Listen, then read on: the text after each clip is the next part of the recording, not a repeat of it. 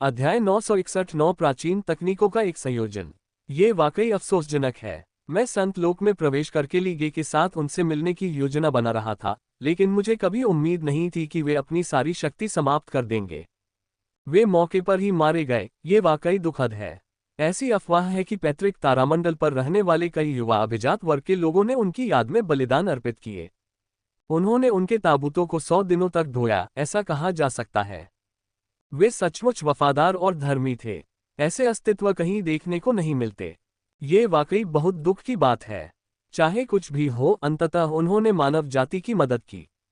अगर मैं संत लोक में पहले प्रवेश कर लेती तो शायद मैं उनकी मदद कर पाती, लेकिन अब बहुत देर हो चुकी है, जो बेहद निराशाजनक है। जियाओ बिजी ने अपनी पतली आस्तीन से अपनी कोमल ठुड्डी को सहारा दिया। बोलते समय उसकी आंखों में आंसू भर आए। उसे बोलना बेहद मुश्किल लग रहा था। ये देखकर अर्जुन ने अपना सिर खुजाया और अंततः कुछ नहीं कहा।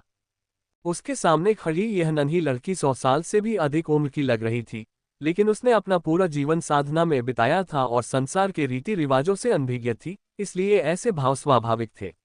उसने हल्के से सिर हिलाया और बोले, सचमुच स्वर्ग के स्वामी और पूर्वी श्वेत सम्राट वास्तव में महान व्यक्तित्व थे। यदि वे न होते तो हमारी मानव जाति संकट में पड़ जाती, यहाँ तक कि विलुप्त होने की कगार पर भी पहुंच जाती। हमें उनका स्मरण अवश्य करना चाहिए। वे हमारी मानव जाति के अभिजात वर्ग हैं। उन्होंने हमारे अंधकार युग में हमें आशा की एक किरण दिखाई।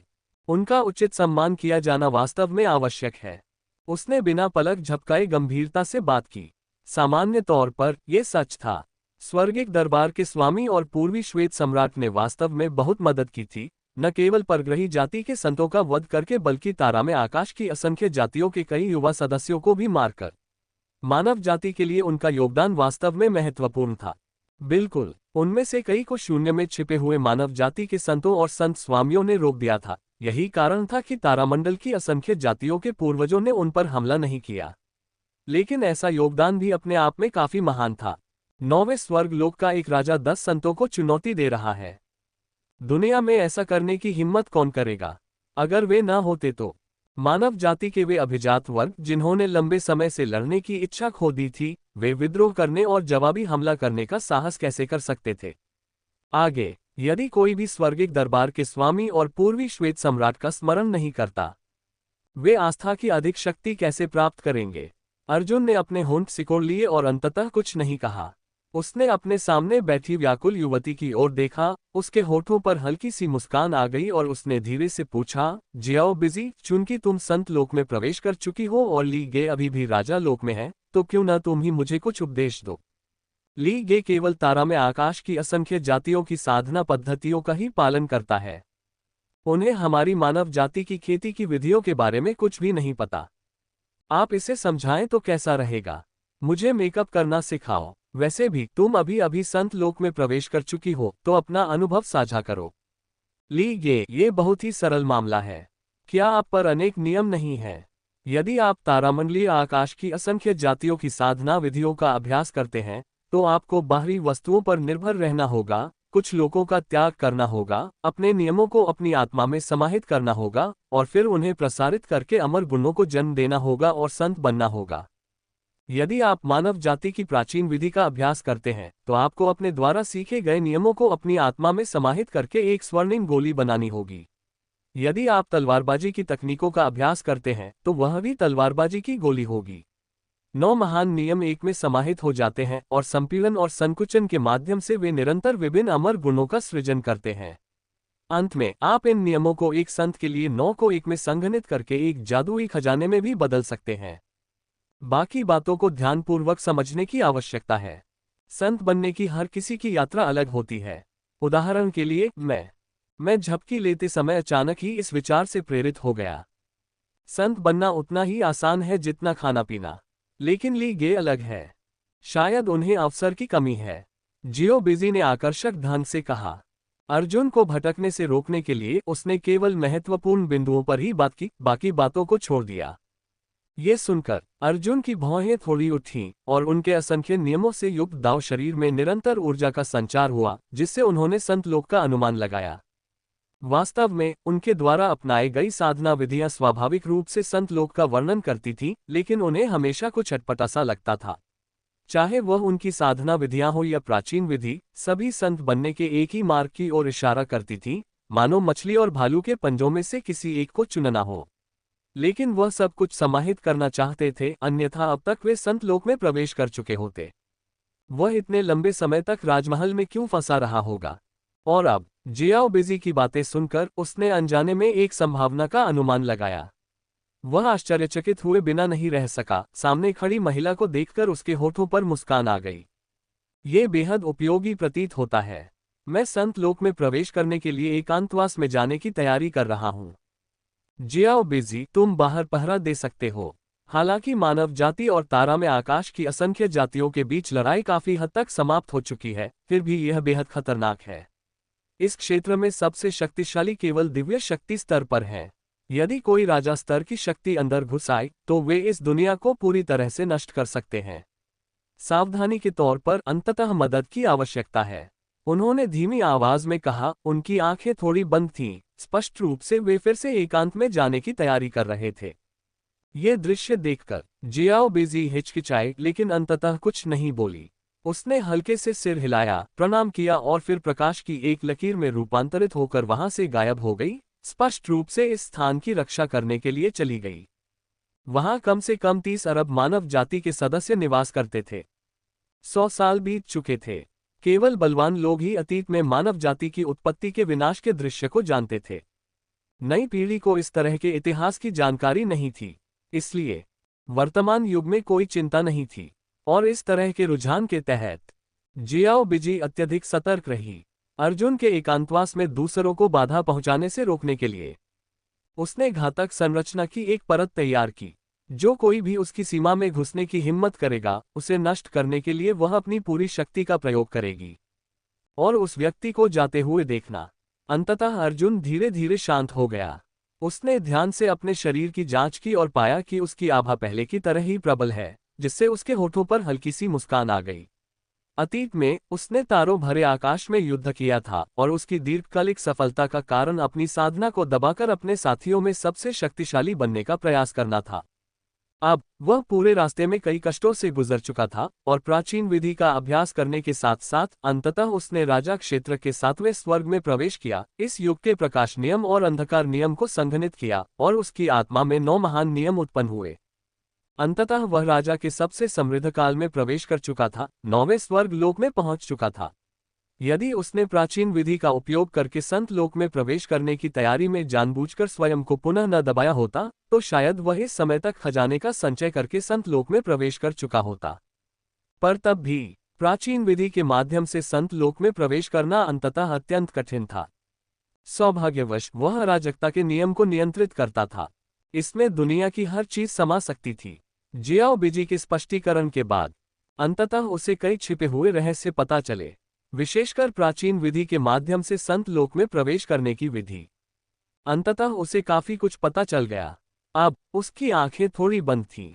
उसने अपने 8 महान नियमों वध, पुनर्जन्म, क्षय, अमरवध, अंतरिक्ष समय, राक्षसी तलवार, प्रकाश और अंधकार को अपने शरीर में विलीन कर दिया और फिर अराजकता के नियम का बलिदान कर दिया। उसने अन्य 8 महान नियमों को जबरदस्ती निगल लिया। पल भर में उसका शरीर बुरी तरह कांप उठा, खून लगातार बहता रहा, अंततः जब तक कि उसे रोकना असंभव हो गया। उसका ठोस शरीर सीधे फट गया, ऐसा लगा मानो समय और स्थान थम गए हों। खून सीधे शून्य में फैल गया और फिर एक एक करके तारे चकनाचूर हो गए।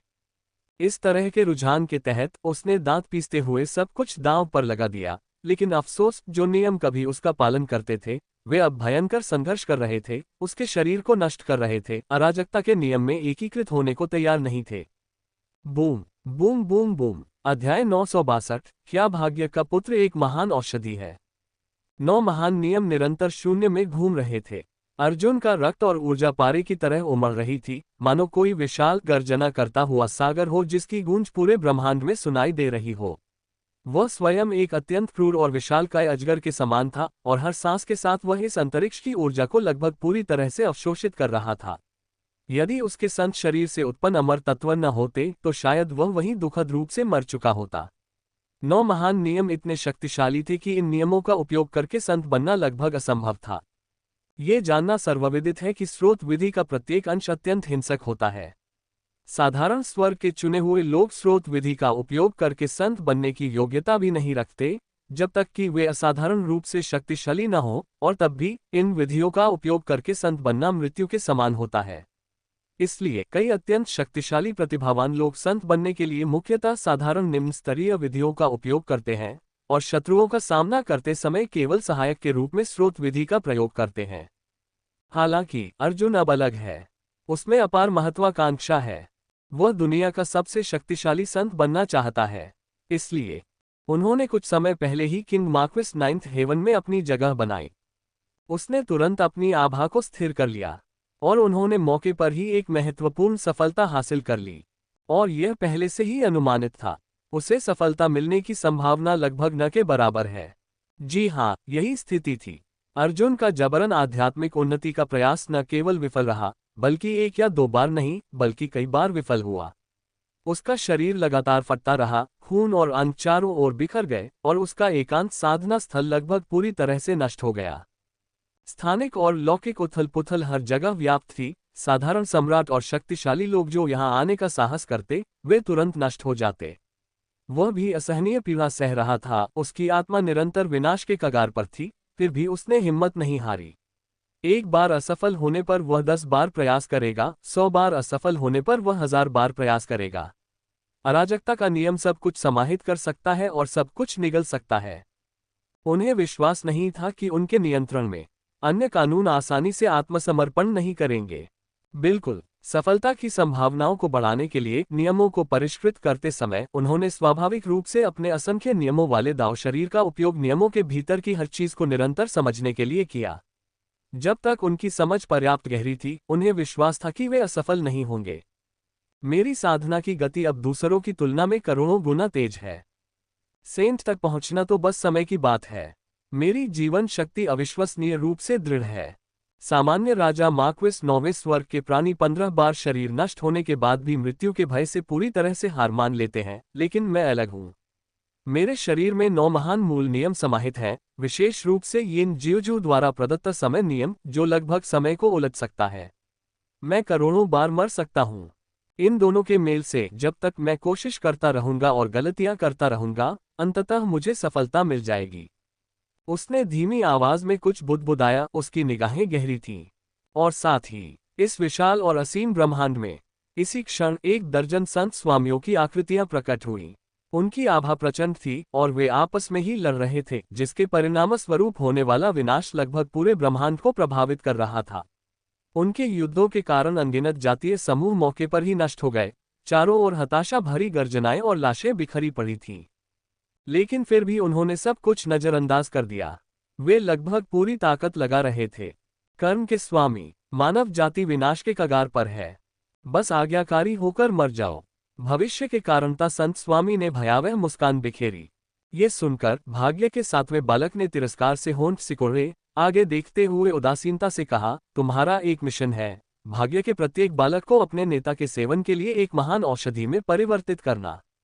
हम मनुष्य केवल वे प्राणी हैं जिन्हें तुम पालते हो। अब तुम मेरे शरीर पर जो है उसे चाहते हो, इसलिए स्वाभाविक रूप से तुम मानव जाति का पुनर्तः विनाश नहीं करोगे। तुम फल प्राप्त करना जारी रखना चाहते होगे।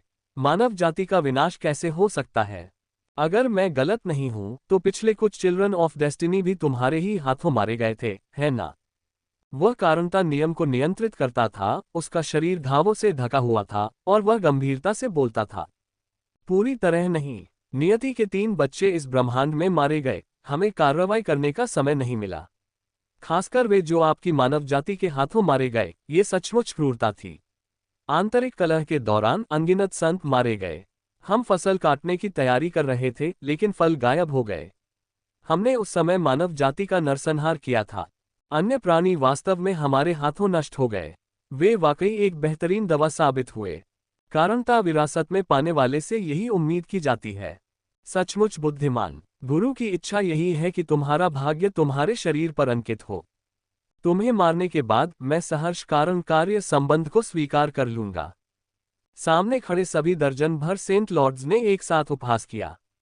ये शब्द सुनकर कर्म के स्वामी ने न केवल भय का प्रदर्शन नहीं किया, बल्कि कई बार व्यंग्य करते हुए कहा, यद्यपि मैं तुम्हारे हाथों मर सकता हूं, पर अभी नहीं। आज मैं तुम्हें बुरी तरह घायल करूंगा, जिससे तुम्हें एक ऐसा घाव लगेगा जो कभी ठीक नहीं होगा, ताकि आने वाले भाग्य के वंशज तुम्हें मार सकें। मेरी मौत से क्या फर्क पड़ता है? मानव जाति देर सवेर तुम सबको खत्म कर देगी। जब ये शब्द बोले गए, सामने खड़े सभी दर्जन भर संतों ने उपहास किया। फिर विभिन्न नस्लों की भयभीत निगाहों के बीच वे फिर से लड़ने लगे। धमाका, गड़गड़ाहट, नक्षत्रों से भरे आकाश की असंख्य जातियों के अनगिनत संत स्वामी स्थिति को भांपते हुए इस स्थान पर आ गए। हालांकि उन्हें इस बात का अंदाजा नहीं था कि भाग्य के पुत्र कर्म के स्वामी ने पहले ही कारण कार्य संबंध स्थापित कर दिया था। इस स्थान पर कदम रखने वाला कोई भी संत निश्चित रूप से खतरे में पड़ जाता। यदि वे मानव जाति की सहायता नहीं करते तो वे 100 वर्षों के भीतर निश्चित रूप से मर जाते। पलक झपकते ही इसके बाद के दशकों में अनगिनत संतों की दुखद मृत्यु हो गई और कर्म के स्वामी ने सामने खड़े 1 दर्जन संतों से युद्ध जारी रखा। ये स्थिति पूरे 10 वर्षों तक बनी रही। जियाओ बिजी द्वारा संरक्षित क्षेत्र में अंततः अत्यधिक खतरे का संकेत दिखाई दिया। ये स्थान स्थानिक और लौकिक उथल पुथल में प्रकट हुआ। यह अनेक स्वर्गीय दावों के अभिसरण स्थल पर स्थित था। कई संतों ने स्वर्गीय दावों का वध करने के लिए इस स्थान पर साहस दिखाया, लेकिन ठीक इसी वजह से कई परग्रही जाति के संतों ने इस स्थान का पता लगाया। उन्होंने मानव जाति की आभा का अनुमान लगाया। इस प्रकार वे सीधे इसमें उतर गए। उन्होंने स्वर्गीय दावों के शिकार में हुए नुकसान की भरपाई के लिए मानव जाति को निगलने की तैयारी कर ली। कुछ गड़बड़ होने का आभास होने पर जियाओ बिजी चिढ़ गई और चिल्लाए, वहां कौन है? ये शब्द बोलते ही परग्रही जाति के संतों का उपहास भड़क उठा। उन्होंने एकजुट होकर हमला किया, इस स्थान को नष्ट करने और मानव जाति का नरसंहार करने के इरादे से। कुछ ने तो जियाओ बिजी पर भी आक्रमण कर दिया। मानव जाति की इस महिला संत को निगलने की तैयारी कर रही जियाओ बिजी ये दृश्य देखकर शर्म और क्रोध से भर उठी। उसने अपना पतला सुंदर हाथ बढ़ाया और कई परग्रही संत को वहीं मार गिराया। फिर अपनी आस्तीन में रखी तलवार को थामे और अनंत नियमों का उल्लंघन करते हुए उसने एक परग्रही राजा का सिर धड़ से अलग कर दिया। उसकी सुंदर आंखों में ठंडी ज्वाला की एक झलक दिखाई दी। छोटी बच्ची, आज्ञाकारी होकर आत्मसमर्पण कर दो। शायद ये बूढ़ा उस्ताद तुम्हारी जान बख्श दे। सिर्फ जुर्माने के तौर पर शराब पीने के लिए टोस्ट देने से इनकार न करें। हम त्रिनेत्र नेत्र वाले लोग समझदार हैं। पहले हम आपके जागीरदार थे। आपकी ताकत जबरदस्त थी और हम तैयार थे। अब मानव जाति का पतन हो रहा है। तुम्हारे जागीरदार बनने में क्या बुराई है? 1000 साल तक गुलाम बनकर हमारी सेवा करो। क्या हम आपकी जान बख्श दें? 3 आंखों वाले कुल संत ने बगल से उपहासपूर्वक तिरस्कार किया। उसने जो कहा वह बिल्कुल सही है। मानव जाति का पूर्ण पतन हो चुका है और पुरानी पीढ़ी के कुछ ही शक्तिशाली लोग बचे हैं। ज्यादा से ज्यादा 3 संत स्वामी हैं। वे तारामंडल पर कैसे प्रभुत्व जमा सकते हैं? उनका पूर्ण प्रभुत्व समाप्त हो चुका है और तारामंडल की असंख्य जातियों ने उन्हें करारा जवाब दिया है। वर्तमान युग में शक्ति का महत्व है। तुम मात्र एक संत हो, आज्ञाकारी होकर आत्मसमर्पण कर दो। शायद हम दयालु हों और तुम्हारा जीवन बख्श दें। यदि तुम आत्मसमर्पण नहीं करते तो मानव जाति के संत का स्वाद चखना बड़ा सुखद होगा। पास ही खड़े तियानजियाओ जाति के संत ने तिरस्कारपूर्ण ढंग से उपहास किया। अध्याय 963। क्या तुम मुझ पर अपने शरीर का परीक्षण करना चाहते हो? ये शब्द बोलते ही बाकी संतों ने अपने होंठ चाट लिए। मानव जाति का उनका नरसंहार उनके दिलों में दबी हुई आक्रोश की भावना को निकालने का एक तरीका था। अब 100 साल बीत चुके थे और उनमें से प्रत्येक के हाथों पर अनगिनत रक्त ऋण थे, क्योंकि उन्होंने खरबों मनुष्यों को मार डाला था। स्वाभाविक रूप से वे पहले से ही थके हुए थे, लेकिन महिला मानव जाति की संत अलग थी। अपनी असाधारण ताकत के अलावा वह एक गुलाम के रूप में भी सबसे अच्छी शख्सियत थी। न केवल सुंदर बल्कि उत्कृष्ट स्वभाव वाली भी थी।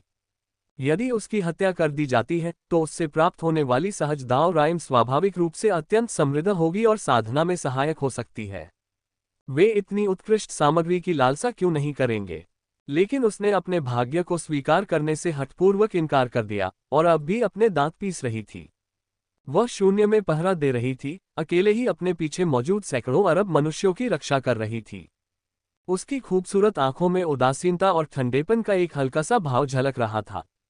अपने सामने 7-8 संतों को प्रकट होते देख उसने शांत भाव से अपनी आस्तीन में तलवार पकड़े हुए मृत्यु का सामना किया और ठंडे स्वर में कहा, राक्षस, पहले तुम हमारे गुलाम थे, न तो जागीरदार न ही दयनीय अवशेष। यदि हमारी मानव जाति आपकी रक्षा न कर रही होती तो शायद आपके विशाल कबीले अब तक नष्ट हो चुके होते। अब तुम दया का बदला शत्रुता से चुका रहे हो, न केवल हमारी मानव जाति के प्रति कृतज्ञता दिखा रहे हो बल्कि उस हाथ को भी काट रहे हो जिसने तुम्हें भोजन दिया।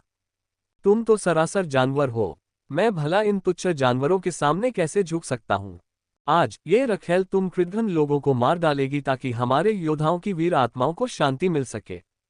उसने कुछ बार नाक से आवाज निकाली। हालांकि वह युद्धकला में कुशल नहीं थी, लेकिन इस समय वह पूरी तरह से लापरवाह थी। मानव जाति का पतन बहुत पहले ही हो चुका था और सशक्त व्यक्तियों के अभाव में यह एक खतरनाक स्थिति में थी। वह अपने कबीले की दुखद स्थिति से अवगत थी। उसके सामने उपस्थित अधिकांश संतों के मन में मानव जाति के प्रति द्वेष था। यदि वे इस स्थान को छोड़ देते हैं तो वे मानव जाति के खिलाफ प्रतिशोध ले सकते हैं या यहाँ तक कि उसे पूरी तरह से नष्ट कर सकते हैं। वह ऐसे परिणामों को स्वीकार नहीं कर सकती थी, इसी वजह से वह उन्हें यहीं रखने के लिए सब कुछ कुर्बान कर देगी। छोटी बच्ची, तुम सचमुच साहसी हो। मानव जाति के उत्कर्ष काल में यदि आपने यह बात कही होती तो ये बूढ़ा व्यक्ति आपकी ओर ध्यान भी नहीं देता। लेकिन अब जब मानव जाति का पतन हो चुका है तो क्या आप इस तरह बोलने की हिम्मत करते हैं, ये सोचकर कि हम कार्रवाई करने की हिम्मत नहीं करेंगे। एक कीट बर्बर जाति के संत ने लगभग बिना किसी झिझक के सीधे हमला करते हुए उपहास किया। उसका इरादा अपने सामने मौजूद सभी मनुष्यों का वध करना था, फिर इस महिला संत को पकड़ना, उसके दिमाग में अपनी छाप अंकित करना और उसे पूरी तरह से अपना गुलाम बना लेना था। जियाओ बिजी ने स्वाभाविक रूप से इस असामान्य स्थिति को भांप लिया। उसने पहले ही खुद को तैयार कर लिया था। विरोधी के हमले को भांपते हुए उसने सहज रूप से थोड़ा सा भौहें सिकुड़ी और वहीं पर प्रतिरोध किया।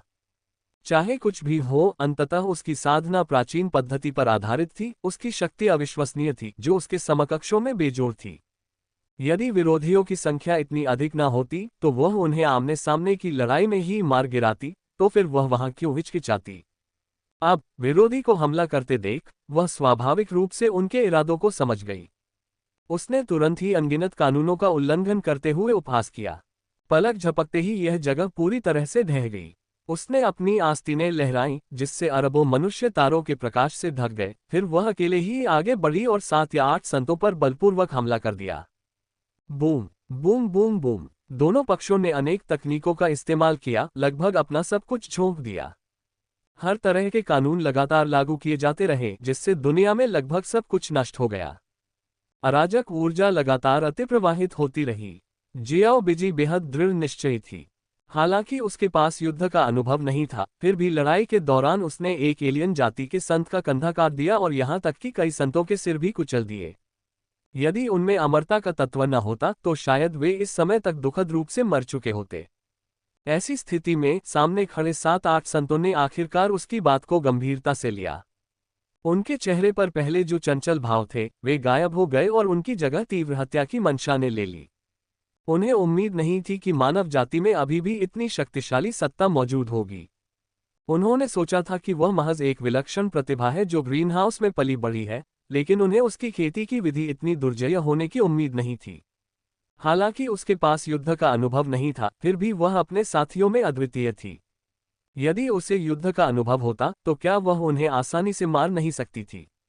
इस व्यक्ति को जिंदा नहीं छोड़ा जाना चाहिए, उसे मार डालना चाहिए, अन्यथा मानव जाति वास्तव में एक बार फिर अपने समृद्ध युग में प्रवेश कर सकती है। पलक झपकते ही एलियन रेस सेंट के उपस्थित सदस्यों ने जोर से सांस ली और सभी ने मिलकर जियाओ बिजी को पूरी तरह से मार डालने के इरादे से हमला कर दिया। इस स्थिति के कारण जियाओ बिजी को अत्यधिक दबाव महसूस हुआ। विरोधी पक्ष की संख्या बहुत अधिक थी। उसकी 2 मुठ्ठियां 4 हाथों से जूझ रही थीं और वह लगातार खून की उल्टी कर रही थी। यद्यपि उसके पास एक संत का खजाना था और उसका शरीर संत के वस्त्र से ढका हुआ था, फिर भी वह इस क्षण खुद को संभाल नहीं पाए। उसकी आत्मा कांप रही थी। उसे स्पष्ट रूप से गंभीर चोटें आई थीं। यदि उसके पास नियमों के द्वारा परिष्कृत की गई दृढ़ अमरता का गुण न होता तो शायद वह अब तक यहीं मर चुकी होती, लेकिन फिर भी यह अत्यंत कठिन था। कई बार उसने पीछे हटने की तैयारी की, लेकिन सामने मौजूद एलियन रेस सेंट्स दृढ़ थे। भविष्य में इस मानव जाति की संत को और अधिक बढ़ने से रोकने के लिए उन्होंने उसका लगातार पीछा किया, यहां तक कि एक भागती हुई महिला संत का पीछा करने के लिए करोड़ों मनुष्यों के नरसंहार को भी छोड़ दिया। इसी दौरान एक परग्रही जाति के संत पर अचानक हमला हुआ और उनकी आस्तीन की तलवार उनके सिर में घोंप दी गई। खून तेजी से बाहर निकला, लेकिन उसने फिर भी इसे नजरअंदाज कर दिया और अपने हाथ में मौजूद कुल्हाड़ी को घुमाते हुए उसके शरीर पर जोर से वार करने लगा। वहां कोई अन्य रास्ता नहीं था। अतीत में मानव जाति अत्यधिक शक्तिशाली थी। तारा में आकाश की असंख्य जातियों में से कई अब भी मानव जाति की शक्ति से भयभीत थीं। उन्हें डर था कि मानव जाति एक बार फिर अपने समृद्ध युग में प्रवेश करेगी और उन पर शासन करेगी। इसलिए उन्होंने मानव जाति के इस उभरते सितारे को खत्म करने के लिए सब कुछ दांव पर लगा दिया, यहां तक कि कट्टर दुश्मनों के रूप में गठबंधन भी कर लिया। इस तरह के हालात में जियाओ बिजी को आखिरकार मौत का खतरा महसूस होने लगा। एक सुनहरी कुल्हाड़ी ने उसके पेट पर वार किया। हालांकि उसके पास अमरता का गुण था, फिर भी यह असहज था। एक कांस्य की लंबी तलवार ने उसका दिल बुझा दिया। जैसे ही उसने विरोध किया, 9000 झांग से अधिक ऊंचे एक अन्य शिवालय ने उसे दबा दिया और उसे पूरी तरह से पिघलाने के लिए अंतहीन ज्वालाएं उत्पन्न की। ये दृश्य देखकर जियाओ बिजी की पतली सी भौहें तन गईं। आखिरकार वह एक छोटी लड़की थी और उसकी आंख के कोने में एक आंसू आ गया। रोने का क्या फायदा? जब अतीत में आपकी मानव जाति ने हम पर प्रभुत्व जमाया था, तब हमारे लोग भी लगातार रोते थे। यद्यपि आपने हमें खेती के कई तरीके और संसाधन दिए, फिर भी हम स्वतंत्र पैदा हुए थे। हम गुलाम बनना कैसे स्वीकार कर सकते हैं? जीतने वाला राजा होता है, हारने वाला डाकू होता है। अगर नफरत करनी है तो इस बात से नफरत करो कि तुम इंसान हो। आज तुम्हारी मृत्यु निश्चित है। अब जबकि मानव जाति का पतन हो चुका है, बदला लेने का समय आ गया है। 3 आंखों वाले कुल संत ने उपहास किया। बिल्कुल बिल्कुल, ये सही है। तुम मानव जाति को दबंग होने की आदत है। आप भले ही लाभ देंगे, लेकिन अगर हमने आत्मसमर्पण नहीं किया तो आप मौके पर ही मर जाएंगे। आज हम वही कर रहे हैं, लेकिन हम आपको आवेदन करने का मौका नहीं देंगे। तुम्हें मरना होगा। अगर तुम्हारी मृत्यु हो गई तो मानव जाति के पास कोई उम्मीद नहीं बचेगी और तुम्हें हमारे हाथों मरना होगा। ये बहुत संतोषजनक है। एलियन रेस सेंट भी लगातार टिप्पणी कर रहे थे, और जब 7 या 8 संत जियाओ बिजी के शक्तिहीन संघर्ष का उपहास कर रहे थे, तभी शून्य में एक अत्यंत ठंडी आवाज गूंजी। 3 आंखों वाला संत कबीला और अन्य कबीले, क्या तुम यहाँ मौत की तलाश में आए हो? या फिर आप ये कह रहे हैं कि चूंकि मैंने सफलता हासिल कर ली है, इसलिए आप मुझे अपनी देह का परीक्षण करने के लिए पेश करना चाहते हैं? अगर ऐसा है तो मैं आपका बहुत आभारी रहूंगा। ... अध्याय 964। एक संत जिसने न्याय के लिए अपने प्राणों का बलिदान दिया। वह असंख्य लोगों के अंतराल में था। ये स्थान अनंत स्वर्गीय दाव की आभा से घिरा हुआ था, एक गुप्त दुनिया जिसे अर्जुन ने शून्य नियम की मदद से खोला था। इस प्रकार अनगिनत स्वर्गीय दाव आभाओं को एक ढाल के रूप में जोड़ा था। इसका उद्देश्य तारा में आकाश की असंख्य जातियों को इस स्थान पर आक्रमण करने और नरसंहार करने से रोकना था, लेकिन अब भी उसे विश्वास नहीं हो रहा था कि आज यहाँ केवल एक ही परग्रही जाति का संत प्रकट नहीं हुआ था। एक नज़र में ही लगभग 13 संत दिखाई दे रहे थे। उनमें से प्रत्येक के पास अपार शक्ति थी। आने वाली पीढ़ियों के ब्रह्मांड में वे लगभग सभी अपने अपने स्तर के अजेय प्राणी होंगे। हालांकि वर्तमान युग में वे प्राचीन पद्धति का अभ्यास करने वाले मनुष्यों का मुकाबला नहीं कर सकते थे, फिर भी वे अंततः अत्यंत शक्तिशाली थे। जब लगभग 1 दर्जन शक्तियां एक साथ हरकत में आती तो वे दुनिया के किसी भी संत को आसानी से नष्ट कर सकती थीं। ऐसी परिस्थितियों में यदि जियाओ बिजी की साधना विधि असाधारण न होती और उन्हें बचपन से ही किसी संत गुरु से शिक्षा न मिली होती, तो शायद उनकी यहाँ दुखद मृत्यु हो जाती। फिर भी वह खून थूक रही थी। कई लड़ाइयों के बाद वह पहले ही थक चुकी थी, उसकी शक्ति क्षीण हो चुकी थी और उसका कोमल शरीर थोड़ा कांप रहा था। स्पष्ट रूप से वह पूरी तरह से रक्षाहीन थी। ली गे, उसने अविश्वास भरी निगाहों से अपने सामने सफेद वस्त्र पहने आकृति को देखा। उसके भीतर अराजकता की शक्ति समाहित थी, उसकी आंखें उदासीन थीं, वह धीरे धीरे आगे की ओर देख रहा था। उसकी संत आभा पूरी तरह फैल गई, जिससे सब कुछ ध्वस्त हो गया। इस क्षण मानो आकाश और पृथ्वी धूल में मिल गए। वह किसी सर्वोच्च देवता के समान थे। यद्यपि उन्होंने अभी अभी संत लोक में प्रवेश किया था, फिर भी उनकी आभा असाधारण थी। उन्होंने अपने सामने उपस्थित लगभग 1 दर्जन परग्रही जाति के संतों को निडर होकर देखा। इतना ही नहीं, उन्होंने दानव भक्षण तलवार भी धारण कर रखी थी और उनके होठों के कोने पर एक चंचल मुस्कान थी। आप इस व्यक्ति को अचानक प्रकट होते देख और अपने स्वयं के नियमों में थोड़ी सी हलचल देखकर वहां मौजूद लगभग 1 दर्जन परग्रही जाति के संतों ने भौहें चढ़ा ली। उन्हें लगा कि कुछ गड़बड़ है, लेकिन वे निडर बने रहे। चाहे कुछ भी हो जाए, भले ही उनके सामने खड़ा व्यक्ति शक्तिशाली था, वे अकेले नहीं थे। अगर वे लड़ते तो निश्चित रूप से उसे मार गिराते। अगर वे अब पीछे हटते तो उसके पलटवार के परिणामों को वे सहन नहीं कर पाते। इससे ज्यादा और क्या, विरोधी स्पष्ट रूप से असाधारण प्रतिभा का धनी था। अब जब उसने संत अवस्था प्राप्त कर ली थी तो वह निश्चित रूप से एक कुशल साधक था। यदि वे उसे अभी जाने देते हैं और वह बाद में संत गुरु बनकर उनकी जाति पर प्रतिशोध लेता है, तो वे ऐसे परिणामों को सहन नहीं कर पाएंगे। इसलिए उनके सामने मौजूद व्यक्ति को मरना ही होगा। मेरे यहाँ रहते हुए मानवता को कोई छू नहीं सकता, खासकर इसलिए क्योंकि तुम मानवता के जागीरदार हो। आज तुम अपने स्वामी को खा जाना चाहते हो, तो मैं ज्यादा विनम्र नहीं रहूंगा। अर्जुन को शून्य में अभी भी लौ का हल्का सा अंश मंडराता हुआ महसूस हुआ।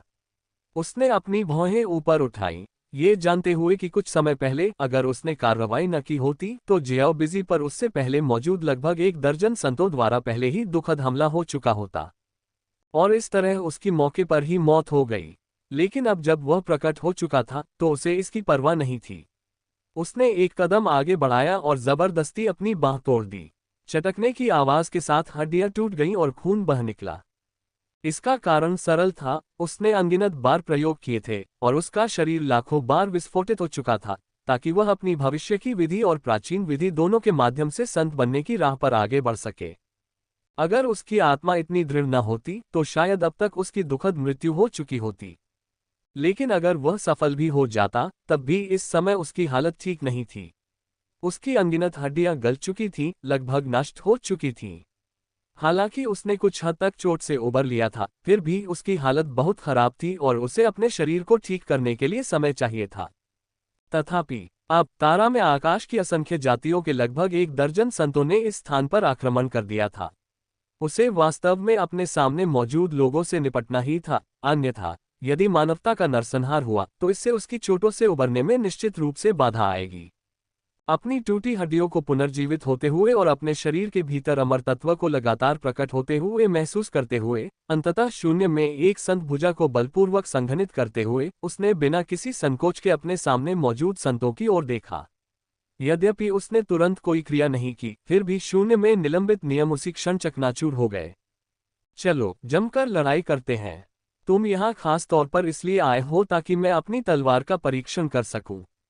अपने दायित्वों को अच्छे से निभाएं। अर्जुन ने कुछ बार व्यंग्य भरी मुस्कान दी। दानव भक्षक तलवार लगातार कांप रही थी। अपने स्वामी की सफलता को भांपते हुए वह पहले से ही बेहद उत्साहित थी। शक्तिशाली शत्रुओं के प्रकट होने पर वह अपने स्वामी के साथ फिर से युद्ध करना और उनके शत्रुओं का रक्त पीना चाहती थी। ओह, लगता है आप में वाकई प्रतिभा है।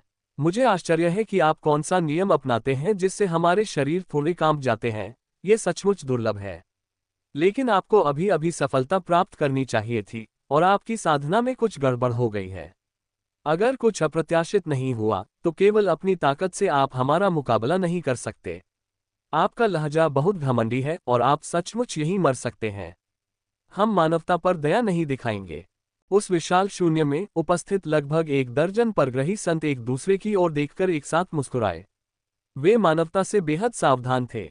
हालांकि मानवता का पतन हो चुका था, लेकिन वह पूरी तरह विलुप्त नहीं हुई थी। इतनी प्रभावशाली जाति की नींव अभी भी काफी मजबूत थी। हालांकि उसके अधिकांश उच्च पदस्थ व्यक्ति दुखद रूप से मारे गए थे। लेकिन अगर सामने वाला कोई प्रमुख व्यक्ति होता तो उसके पास निश्चित रूप से कोई तुरुप का पत्ता होता और वह तुरंत सुरक्षित स्थान पर भाग जाता। हालांकि सामने वाला व्यक्ति महज एक संत था जिसने अभी अभी सफलता की बुलंदियों को छुआ था। वे डर कैसे सकते हैं? ऐसा जीवन, खून और भोजन के ढेर से ज्यादा कुछ नहीं था। उन्होंने इसे खोजने की कोशिश की लेकिन उन्हें यह नहीं मिला। अब यह उनकी आंखों के ठीक सामने था। स्वाभाविक रूप से वे ज्यादा संकोच नहीं करेंगे। दूसरे पक्ष के अहंकार को देखकर उनके दिलों में थोड़ा गुस्सा था और वे सभी एक साथ हरकत में आ गए। बूम! धीरे धीरे बन रहे नियम एक बार फिर प्रकट हुए। आकाश और पृथ्वी चकनाचूर हो गए और यह अंतरिक्ष पल भर में समाप्त होता प्रतीत हुआ। अनगिनत मनुष्य मौके पर ही दुखद रूप से मारे गए। ऐसी परिस्थितियों में अर्जुन ने अकेले ही आम लोगों को दबाते हुए अपने पीछे खड़े जियाओ बिजी की ओर देखा और कहा, आज मैं 13 संतों का वध करने का इरादा रखता हूँ। तुम बचे हुए मनुष्यों को इस जगह से भागने में मदद करो। जितना आगे जा सकते हो जाओ। ये जगह बहुत खतरनाक है, पीछे मुड़कर मत देखो। उसकी आवाज धीमी होते ही उसने अपनी लंबी तलवार थाम ली, उसकी रक्षा करते हुए। अराजकता का नियम इस स्थान पर प्रकट हुआ, लगातार जमीन के हर इंच को निगलता हुआ। जमीन पर बचे अनगिनत इंसान हताश हो गए। अगर मैं चला जाऊं तो तुम क्या करोगे? जियाओ बिजी की पतली भौहें तन गईं। उसने अपने होठों के कोने से खून पोंछा और सामने खड़े आदमी को देखा। मानवता के विनाश के बाद से ही वह एक दूसरे पर निर्भर थे। अब वह लगभग 1 दर्जन संतों से मृत्यु तक लड़ना चाहता था। अगर कुछ अप्रत्याशित नहीं हुआ तो उसकी मृत्यु निश्चित थी। उसकी नज़र में अर्जुन ने अभी अभी सफलता प्राप्त की थी, या उसकी साधना में कुछ गड़बड़ हो गई थी। उसका कभी अविनाशी शरीर अक्षय की हल्की आभा बिखेर रहा था, स्पष्ट रूप से बुरी तरह घायल था। वह अपने सामने खड़े लगभग 1 दर्जन संतों का मुकाबला करने में बिल्कुल असमर्थ था और अधिक से अधिक उन्हें एक क्षण के लिए रोककर गिर ही सकता था। अगर मैं यहाँ अकेला रहा तो ज्यादा से ज्यादा मैं अकेले ही मरूंगा। यदि तुम और सब कुछ मेरे साथ यहीं रहो, तब हम सब यहीं एक साथ मरेंगे। जिन लोगों का हम नेतृत्व करते हैं उनमें से अधिकांश हमारे पूर्वजों की पीढ़ी के सशक्त युवा हैं। अगर वे मर गए तो मानवता के फिर से उठने की कोई संभावना नहीं रह जाएगी। अब यही एकमात्र रास्ता है। तभी आशा की एक किरण दिखाई देती है। ये तो बस धर्म के लिए स्वयं को बलिदान करना है। मैं कर सकता हूँ। अर्जुन ने उसकी ओर मुड़कर ठंडे स्वर में कहा, और फिर अराजकता के नियम का प्रयोग करते हुए उसने जियाओ बिजी के शरीर को दबाए हुए पैगोडा पर अपनी तलवार से वार किया। पल भर में कभी अविनाशी रहा वह शिवालय, जो लगभग असंख्य लोगों को भी शांत कर सकता था, एक गड़गड़ाहट के साथ चकनाचूर हो गया। उसमें से अनंत नियम बह निकले और ऐसा लगा मानो उस क्षण सब कुछ ढह गया हो। अंततः ये स्थान और अधिक देर तक टिक नहीं सका और पूरी तरह से धूल में बदल गया। चाहे पहाड़ हो, नदियां हो या बड़ी नदियां, सब कुछ इस क्षण ढह गया और शून्यता में विलीन हो गया, जिसमें अराजक ऊर्जा निरंतर उमड़ती रही। अध्याय 965, शक्ति से 13 संतों की हत्या। जियाओ बिजी ने अपने लगातार खून बहते पेट को पकड़ रखा था और अपने सामने खड़े व्यक्ति को अविश्वास भरी निगाहों से देख रही थी। वह सफेद वस्त्र पहने हुए था, आकर्षक और सुंदर था, और हालांकि उसने कुछ नहीं कहा, उसकी उपस्थिति अत्यंत प्रभावशाली थी। मीनार के विनाश को अपने दृढ़ संकल्प की घोषणा मानते हुए उसने पल भर में सब कुछ समझ लिया और तुरंत प्रकाश की एक लकीर में रूपांतरित होकर वहां से गायब हो गई। जियाओ बिजी समय बर्बाद करने वाली नहीं थी, हालांकि वह बचपन से ही एक संत की शिष्या रही थी। वह बेहद बुद्धिमान और स्वाभाविक रूप से समझदार थी, मूर्ख नहीं। वह जानती थी कि वह बुरी तरह घायल है और अगर वह वहीं रुकी तो अर्जुन पर बोझ बन जाएगी। न केवल उसकी मृत्यु होगी, बल्कि वह उन कई मनुष्यों को भी फंसा सकती है जो मूल भूमि से आए थे। इसी कारण उसने अपने होंठ हल्के से दबाए और अंततः आंखों में आंसू लिए वहां से चली गई। इस दौरान लगभग 1 दर्जन परग्रही संत स्वाभाविक रूप से कुछ गड़बड़ महसूस कर रहे थे। उन्होंने थोड़ा भौहें चढ़ाईं और दूर से हमला किया, जिसका उद्देश्य उसे जबरदस्ती अपने पास रखना था। आम धारणा के अनुसार यदि यह प्रहार उस पर लग जाता तो वह निस्संदेह मर जाती, अमरता से परिपूर्ण उसका संत शरीर पूरी तरह से चूर चूर हो जाता। परंतु अब परिस्थिति भिन्न थी। अर्जुन अपनी लंबी तलवार थामे असंख्य नियमों को नियंत्रित करते हुए पुनर्जन्म के नियमों की शक्ति से एक शक्तिशाली प्रहार आगे की ओर किया, जिसने वास्तव में संसार के नियमों को चकनाचूर कर दिया। इतना ही नहीं, उसने बल का प्रयोग करते हुए असंख्य लोकों में एक अविनाशी द्वार का निर्माण किया और उसे तथा अन्य लोगों को अचानक उसमें फेंक दिया। जाओ, पीछे मुड़कर मत देखो, अर्जुन ने ठंडे स्वर में आगे देखते हुए कहा। उसके होठों के कोने पर एक भयावह मुस्कान आ गई। ये देखकर जियाओ बिजी कुछ बोलना तो चाहती थी, लेकिन अंततः कुछ नहीं बोली। वह जानती थी कि इस विदाई के बाद शायद वे इस जीवन में फिर कभी न मिले। लेकिन इससे क्या फर्क पड़ता था? वे अब मानव जाति के अंतिम संत थे। यदि वे मर जाते तो निस्संदेह मानव जाति के लिए एक बड़ा खतरा उत्पन्न हो जाता। केवल बच निकलने से ही वे मानव जाति की अंतिम चिंगारी को बचा सकते थे। इसी कारण उसने बिना किसी संकोच के शून्य में प्रवेश कर लिया। कुछ ही समय बाद वह पूरी तरह से गायब हो गई। इस दौरान अर्जुन ने अंततः अपने पहले से ही छलनी शरीर पर एक नजर डाली।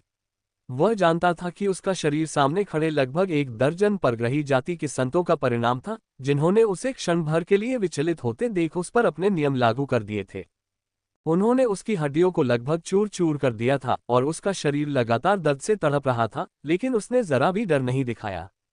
उसने ठंडे भाव से आगे देखा और समय का नियम प्रकट हुआ। उसके नियंत्रण में उसके बुरी तरह घायल शरीर में अचानक समय का उलटफेर हुआ और वह अपनी चरम अवस्था में लौट आया। हालांकि अभी भी कुछ निशान थे, लेकिन इतना काफी था। उसे पूरा भरोसा था कि वह अकेले ही अपने सामने खड़े 13 शक्तिशाली योद्धाओं को मार गिरा सकता है। कितना अभिमानी बच्चा है। अगर तुम उन्हें भगा देते तो क्या होता? अब जब तुम संत लोक में प्रवेश कर चुके हो तो तुम्हें पता होना चाहिए कि हर संत, चाहे उसे कोई भी नियम विरासत में मिले, तर्क वितर्क में कुशल होता है ना? हम 12 लोग मिलकर तुम्हें मार डालेंगे और फिर उनके ठिकाने का पता लगाएंगे। ज्यादा से ज्यादा 10 साल में हम उस औरत का पता लगा लेंगे और फिर बची हुई सारी मानव जाति को पूरी तरह से खत्म कर देंगे। तब तक आज तुमने जो कुछ भी किया है वो पूरी तरह से अर्थहीन हो जाएगा। 3 नेत्रों वाला कुल संत शून्य में मंडरा रहा था। वह अग्नि से बचाव के नियम का प्रयोग कर रहा था, मानो कोई देवता दिव्य जल को नियंत्रित कर रहा हो। उसकी आंखों में उपहास का भाव था, मानो वह अर्जुन के कार्यों के प्रति काफी तिरस्कारपूर्ण हो। बिल्कुल, असल में आप पहले से ही बुरी तरह घायल थे और हमारे नियमों ने आपके शरीर को और भी नुकसान पहुंचाया। हालांकि आपने समय को काफी हद तक उल्टने के लिए अस्थायी रूप से नियमों का इस्तेमाल किया, लेकिन आपको ये जानना चाहिए कि आकाश और पृथ्वी निष्पक्ष हैं। आप जितना अधिक अपनी चरम सीमा बनाए रखेंगे, उतना ही गंभीर परिणाम भुगतने पड़ेंगे। और फिर आपको लगता है कि आप हमें 1 घंटे के भीतर मार सकते हैं। ये तो हद से ज्यादा घमंड है। एक अन्य त्यानजियाओ जाति के संत ने उपहासपूर्वक ठहाका लगाया। ये दृश्य देखकर अर्जुन ने अंततः बहुत कम कहा। उसके सामने मौजूद लगभग 1 दर्जन परग्रही संत शायद यह नहीं जानते थे कि वह समय के नियम का अभ्यास करता है और वह अपनी पूरी शक्ति से समय को आधे घंटे के लिए उलट सकता है और इस दौरान उसे कोई प्रतिकूल प्रभाव नहीं पड़ेगा। वे शायद ये सोचे कि उसने समय के नियम का निम्न स्तर का पालन किया। ऐसी स्थिति में उसके होठों के कोने पर स्वाभाविक रूप से एक ठंडी मुस्कान आ गई। यद्यपि वह उस हमले में बुरी तरह घायल हो गया था, फिर भी उसमें इतना आत्मविश्वास था कि वह सब कुछ दांव पर लगाकर वहां मौजूद 13 एलियन रेस सेंट्स को पूरी तरह से मार डाले। झगड़ा करना। उसने पुनर्जन्म के नियमों पर पैर रखते हुए दहाड़ लगाए और ठीक उसी क्षण उसके पीछे 10,000 फीट लंबा संहार का नियम प्रकट हुआ। लाशों के पहाड़ और खून के सागर उभर आए और आकाश और पृथ्वी के बीच अनगिनत कंकाल तैरते रहे। वह किसी दानव देवता की तरह अत्यंत क्रूर था। उसकी मूल रूप से बैंगनी नीली आंखें अब ठंडे रक्त लाल रंग से चमक रही थीं और फिर वह आगे बढ़ा। एक जोरदार धमाके के साथ एक शक्तिशाली परग्रही जाति का संत मौके पर ही मर गया। वह अप्रत्याशित हमले का शिकार हुआ था और अपनी मृत्यु के क्षण में भी उसकी आंखों में विस्मय का भाव था, मानो उसे विश्वास ही नहीं हो रहा था कि युद्ध में उसकी मृत्यु इतनी आसानी से हो जाएगी। उसके शरीर में व्याप्त अमरता के नियम इस क्षण पूरी तरह से नष्ट हो गए, मानो उन्हें कोई भीषण आघात लगा हो। उसकी हड्डियां चकनाचूर हो गईं, उसकी आत्मा तुरंत नष्ट हो गई और उसका शरीर वहीं ढह गया, शून्य में विलीन हो गया। पुनर्जन्म, स्वर्गीय तलवार कला। अर्जुन की आकृति शून्य में तैरती हुई दिखाई दी। फिर उसने अपनी लंबी तलवार उठाई और सामने खड़े 12 परग्रही जाति के संतों को देखा। हालांकि वह बुरी तरह घायल था और उसके शरीर से लगातार खून बह रहा था, लेकिन उसे इसकी जरा भी परवाह नहीं थी। पुनर्जन्म के नियमों और शून्य के नियम से युक्त दानव भक्षक तलवार एक बार फिर आगे बढ़ी। उनकी युद्ध शक्ति अत्यंत प्रचंड थी, जो समान श्रेणी के लोगों को भी बलपूर्वक कुचलने में सक्षम थी। उन्होंने न केवल प्राचीन विधि का अभ्यास किया था, बल्कि अपने युग की साधना विधियों का भी अभ्यास किया था। संत लोक से संबंधित इन दोनों विधियों का अभ्यास करने से उनकी आत्मा और शरीर अब पूरी तरह से अमर पदार्थ से बने थे और उनमें निरंतर नियम संघनित हो रहे थे। वह दुनिया के किसी भी संत को लगभग आसानी से नष्ट कर सकता था। सामने खड़े लगभग 1 दर्जन एलियन रेस सेंट भी स्वाभाविक रूप से अपवाद नहीं थे। बूम! एक और संत की दुखद मृत्यु हो गई। उनका रक्त शून्य में बह गया। अराजकता की ऊर्जा ने उन्हें निगल लिया और फिर वे पूरी तरह से नष्ट हो गए। उनकी आत्मा को भागने का समय भी नहीं मिला, न ही उन्होंने कोई प्रतिरोध किया। उनकी मौके पर ही मृत्यु हो गई। इसे देखकर शेष 11 संतों ने अंततः अर्जुन की बात को गंभीरता से लिया।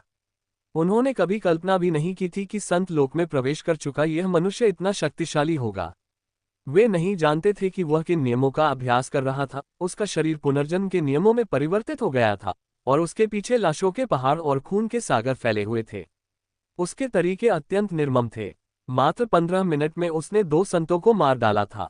यदि वे होश में न आते तो शायद इस समय तक वे मर चुके होते। ध्यान से। 3 नेत्रों वाला कुल संत अत्यंत सतर्क था और चिल्लाने ही वाला था कि तभी उसने अपने बगल में खड़े साथी को दहाड़ते हुए देखा, जो अंततः खुद को संभाल नहीं पाया।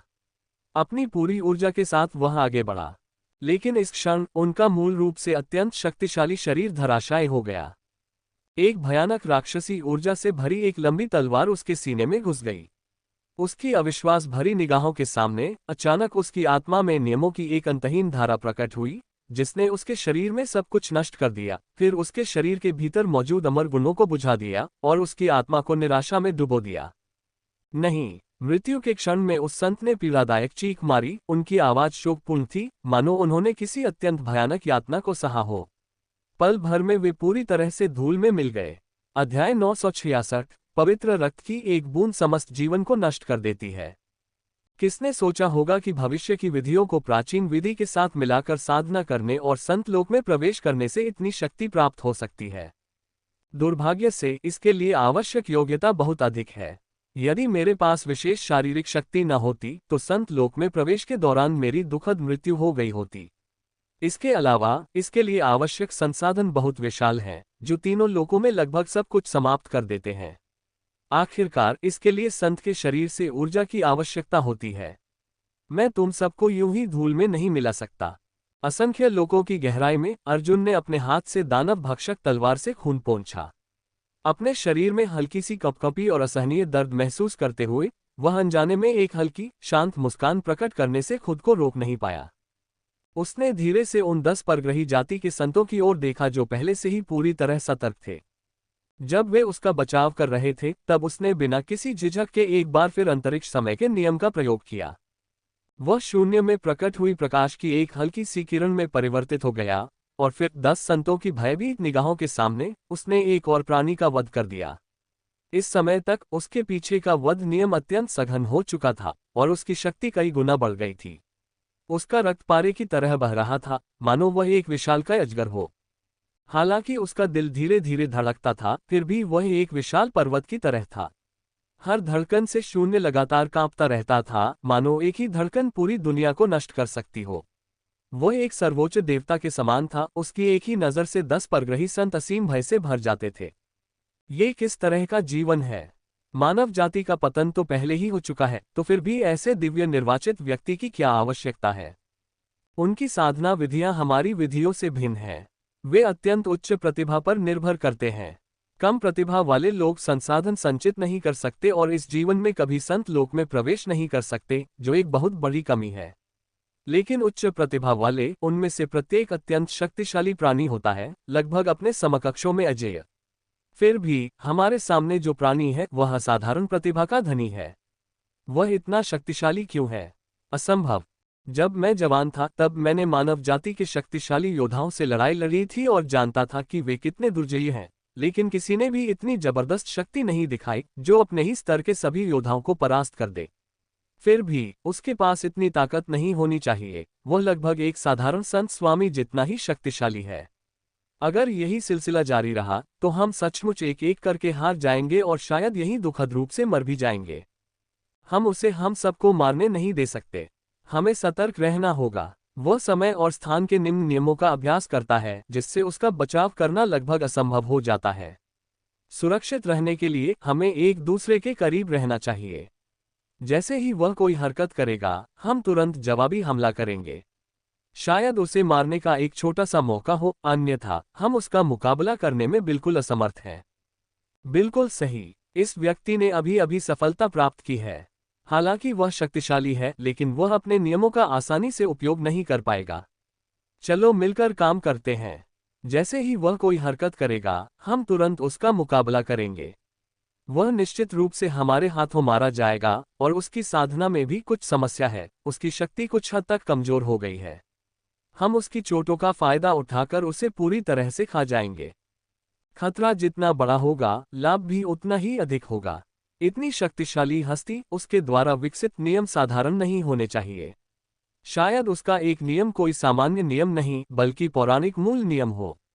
उसे मार डालो, उसकी खाल उतारो और उसके कानूनों को जब्त कर लो। हम सभी को कुछ न कुछ लाभ मिलेगा। शेष 10 परग्रही संत आपस में बातचीत करते रहे, उनकी आंखों में उदासीनता झलक रही थी। हालांकि उन्होंने अपने साथियों को दुखद रूप से मरते देखा, फिर भी उन्हें दुख का अनुभव हुआ, लेकिन अंततः वे तारामंडल के असंख्य वंशों से थे। उनके दिलों में क्रूरता भरी प्रवृत्ति थी और स्वाभाविक रूप से उनका गुस्सा भड़क उठा। उन्होंने तुरंत एक दूसरे की ओर देखा और बिना कुछ कहे ही उस खालीपन को तोड़ दिया। फिर वे सब एक साथ इकट्ठा हो गए। उन्होंने आगे सफेद वस्त्र धारण किए हुए व्यक्ति को संदेह भरी निगाहों से देखा। सामने वाला व्यक्ति पहले से ही बहुत खून से लथपथ था, अत्यंत अस्त व्यस्त दिख रहा था, लेकिन दुर्भाग्य से उसके वस्त्रों पर लगा खून उसका अपना नहीं था, बल्कि उन संतों का था जिनकी कुछ समय पहले ही दुखद मृत्यु हो गई थी। अब वह संसार में अकेला खड़ा था। वह उदासीनता से आगे की ओर देख रहा था, मानो उसमें अजेयता का भाव झलक रहा हो। इस क्षण उसने एक कदम आगे बढ़ाया और उसके सामने खड़े 10 संत लगातार पीछे हटते चले गए। लेकिन उनमें अभी भी स्वाभिमान बाकी था। संत लोक में प्रवेश करने वालों में से कौन ऐसा था जो अपने जीवन में अजेय नहीं था, कौन अहंकारी नहीं था और किसे अनगिनत अवसर नहीं मिले थे। स्वाभाविक रूप से उनके पास अपने तुरुप के पत्ते थे। अब दुश्मन को इतना शक्तिशाली देखकर उन्होंने स्वाभाविक रूप से अपने पास मौजूद सब कुछ प्रकट कर दिया। उन्होंने तुरंत अपने अपने हथियारों का इस्तेमाल किया। कुछ के हाथों में लंबे भाले थे, कुछ के हाथों में बड़े कड़ाहे थे और कुछ के हाथों में भाला था। शून्य में 10 हथियार प्रकट हुए और वे सभी एक साथ आगे बढ़े। उनका इरादा अपने सामने मौजूद अस्तित्व को पल भर में मिटा देने का था। ये दृश्य देखकर अर्जुन स्वाभाविक रूप से उनके प्रति विनम्र नहीं होता। इसके अलावा वह अभी भी बुरी तरह घायल था, मौके पर मरने से बचने और अपने सामने मौजूद 10 संतों को मारने के लिए। उसने एक हाथ से शून्य को पकड़ लिया और अमर वध करने वाला लौकी घूमने लगा और पूरी तरह से दुनिया में प्रकट हो गया। वह छठे दर्जे के धधकते हरे कमल पर खड़ा था और धीरे से पुकारा, मेरी प्यारी कृपया मुड़ जाओ। जैसे ही ये शब्द उसके मुख से निकले, अमर वध करने वाला लौकी आकाश और पृथ्वी के बीच प्रकट हुआ। अमर वध करने वाले उड़ने वाले चाकू से तीव्र प्रकाश निकला। आकाश और पृथ्वी के बीच तैरते हुए ही इसने पूरे आकाश और पृथ्वी को पूरी तरह से ध्वस्त कर दिया। ये जादुई खजाना असाधारण था, मानो किसी संत के खजाने तक ही सीमित न हो। इसकी तीक्ष्णता लगभग दुनिया की हर चीज को कुचल सकती थी। आगे खड़े कुछ संतों को कुछ गड़बड़ महसूस हुई और उनके चेहरे पर तुरंत घबराहट के भाव आ गए। लेकिन वे पहले ही हमला कर चुके थे और अब रुक नहीं सकते थे। थोड़ी सी बेचैनी महसूस करते हुए उन्होंने एक साथ अपने दांत भींच लिए। वे अपने सामने मौजूद अमर वध करने वाले उड़ने वाले चाकू को जबरदस्ती कुचलना चाहते थे, लेकिन ठीक उसी क्षण एक झटके के साथ अमर वध करने वाला उड़ने वाला चाकू प्रकट हुआ, अनंत शून्य को चीरता हुआ, अविश्वसनीय रूप से तेज। परग्रही जाति के संतों के दिलों में खतरे की घंटी जोर से बज उठी। लेकिन तब तक बहुत देर हो चुकी थी। उन्हें अचानक महसूस हुआ कि उनके सिर उनके शरीर से अलग हो गए हैं, और जब उन्होंने हैरानी से पीछे मुड़कर देखा तो पाया कि उनके शरीर शून्य में लटके हुए थे, एक ही जगह जमे हुए, स्तब्ध। हालांकि उनके चारों ओर नियम अभी भी घूम रहे थे, वे निर्जीव थे। लेकिन ये सबसे महत्वपूर्ण बात नहीं थी। महत्वपूर्ण बात यह थी कि उनकी गर्दनें धड़ से अलग हो चुकी थीं। उनकी अविश्वास भरी निगाहों के बीच अचानक उनके शरीरों से खून बहने लगा। आसमान और जमीन के बीच लाल खून, जिसमें सुनहरे खून की झलक मिली हुई थी, प्रकट हुआ। कभी अविनाशी रहे संतों के शरीर अब मांस के चौकोर टुकड़ों में बदल गए थे, मानो किसी तेज औजार से काटे गए हों और शून्य में करीने से ढेर लगे हुए थे।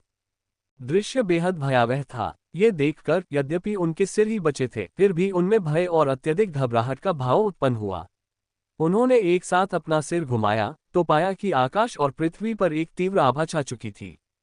इसने लगभग विशाल असंख्य लोगों को उलट-पुलट कर दिया। महज एक नजर ने उनकी आंखों में जलन पैदा कर दी और वे पल भर में निष्प्रभावी हो गए। इस स्थिति को भांपते हुए कुछ संतों ने कड़वी मुस्कान बिखेरी। उन्होंने इससे ज्यादा कुछ नहीं कहा। उनके सिर पूरी तरह से अपनी जगह पर धंस गए और उनके भीतर समाहित आत्माएं पूरी तरह से नष्ट हो गईं। बस एक पल में केवल 3 संत ही बचे थे। अपने सामने मौजूद अत्यंत खतरनाक स्थिति को देखते हुए 3 आंखों वाले कुल संत और तियांजियाओ जाति के संत स्वाभाविक रूप से अपने सामने सफेद वस्त्र पहने हुए व्यक्ति को भयभीत होकर देख रहे थे। हालांकि दूसरा पक्ष युवा दिख रहा था, लेकिन अब तक उसने वास्तव में कोई हरकत नहीं की थी। शुरू से अंत तक वह केवल एक जादुई खजाने पर निर्भर था। एक ही वार से वह किसी संत को मार सकता था और उस जादुई खजाने की मदद से उसने कई संतों को मार भी डाला था। ऐसा प्राणी हाथ के एक इशारे से ही उन्हें लगभग नष्ट कर सकता था। अब वे सचमुच ऐसे व्यक्ति के दुश्मन बनने वाले थे और उन्होंने एक बार मूर्खतापूर्वक यह मान लिया था कि वे उसे मार सकते हैं। यह तो सरासर हास्यास्पद था। अगर वे आज नहीं भागे तो निश्चित रूप से इसी क्षण उनकी मृत्यु हो जाएगी। अध्याय 967 दो सिद्धांतों के सिद्धांत की लूट। जहां तक प्रतिद्वंदी के चोटिल होने का इंतजार करने की बात है, क्या मजाक, तब तक तो वे मर चुके होंगे और उनका पुनर्जीवन असंभव होगा। अगर विरोधी के घाव फिर से उभर आते तो क्या फायदा होता? ये व्यर्थ होता। सबसे जरूरी काम था जल्दी से आकाश में लौटना और अपने कबीले और दूसरे कबीलों को सूचना देना। यहाँ एक दिव्य प्रतिभा से संपन्न मानव जाति का प्राणी है जिसने संत लोक में सफलतापूर्वक प्रवेश कर लिया है, और वह अत्यंत शक्तिशाली है, लगभग प्रथम पीढ़ी के संत स्वामी से कम शक्तिशाली नहीं है। उसका प्रतिरोध करने के लिए और अधिक सहयोगियों की तलाश करना उचित होगा। यदि वे हठपूर्वक विरोध करना जारी रखते हैं, वे सचमुच मर जाएंगे। शेष 3 संतों के मन में भी ऐसे ही विचार उत्पन्न हुए। वे सब एक साथ एक दूसरे की ओर देखने लगे, उनकी आंखों में डर साफ दिखाई दे रहा था। उन्होंने तुरंत यहां से भागने का फैसला कर लिया, यहां मरने से बचने का निश्चय किया और सब मंत्रों का जाप करने लगे। मानव जाति के अवशेष, यहां इतना उग्र होकर तुम क्या कर सकते हो? मानव जाति के महाशक्तिशाली लोगों की पिछली पीढ़ी की सभी सदस्यों की दुखद मृत्यु हो गई है। निस्संदेह मानव जाति का विनाश अपरिहार्य है। व्यक्ति इतिहास के प्रवाह को रोक नहीं सकते। आज आपका प्रतिरोध केवल कुछ समय के लिए अपरिहार्य को टाल रहा है, मानव जाति का विनाश होना तय है। आज मैं तुम्हें यहीं पर हरा दूंगा। 3 आंखों वाले कुल के संत ने अपने दांत थोड़े भींचे और आगे बढ़े। फिर भाला पकड़े हुए उसने उसे जोर से आगे बढ़ाया। हालांकि वह जिस विधि का प्रयोग कर रहा था वह निम्न स्तर की दिव्य विधि थी, फिर भी वह अत्यंत शक्तिशाली थी, लगभग संसार के सभी संतों का प्रतिरोध करने में सक्षम। फिर भी अब वह असहाय होकर देखता रहा कि जिस जादुई कलाकृति को उसने 10,000 वर्षों तक पोषित किया था, वह धूल में बदल गई। अमर वध करने वाले उड़ने वाले चाकू द्वारा हवा में बेरहमी से टुकड़े टुकड़े कर दी गई और फिर मौके पर ही पूरी तरह से नष्ट हो गई। वह थोड़ा अचंभित हुआ, फिर उसने बाकी 2 संतों से नजरें मिलाईं। वे सभी एक साथ प्रेतों में परिवर्तित हो गए और वहां से गायब हो गए, स्पष्ट रूप से भागने की तैयारी कर रहे थे। इसके अलावा कोई और कारण नहीं था। युद्ध का व्यापक अनुभव रखने वाले संतों के रूप में वे जानते थे कि यदि कोई जादुई कलाकृति किसी दूसरी को नष्ट कर देती है तो वह अनिवार्य रूप से शून्य में एक क्षण के लिए रुक जाएगी। उनके बीच का प्रभाव पारस्परिक होता है। उनके पास भागने के लिए बस एक पल का समय था।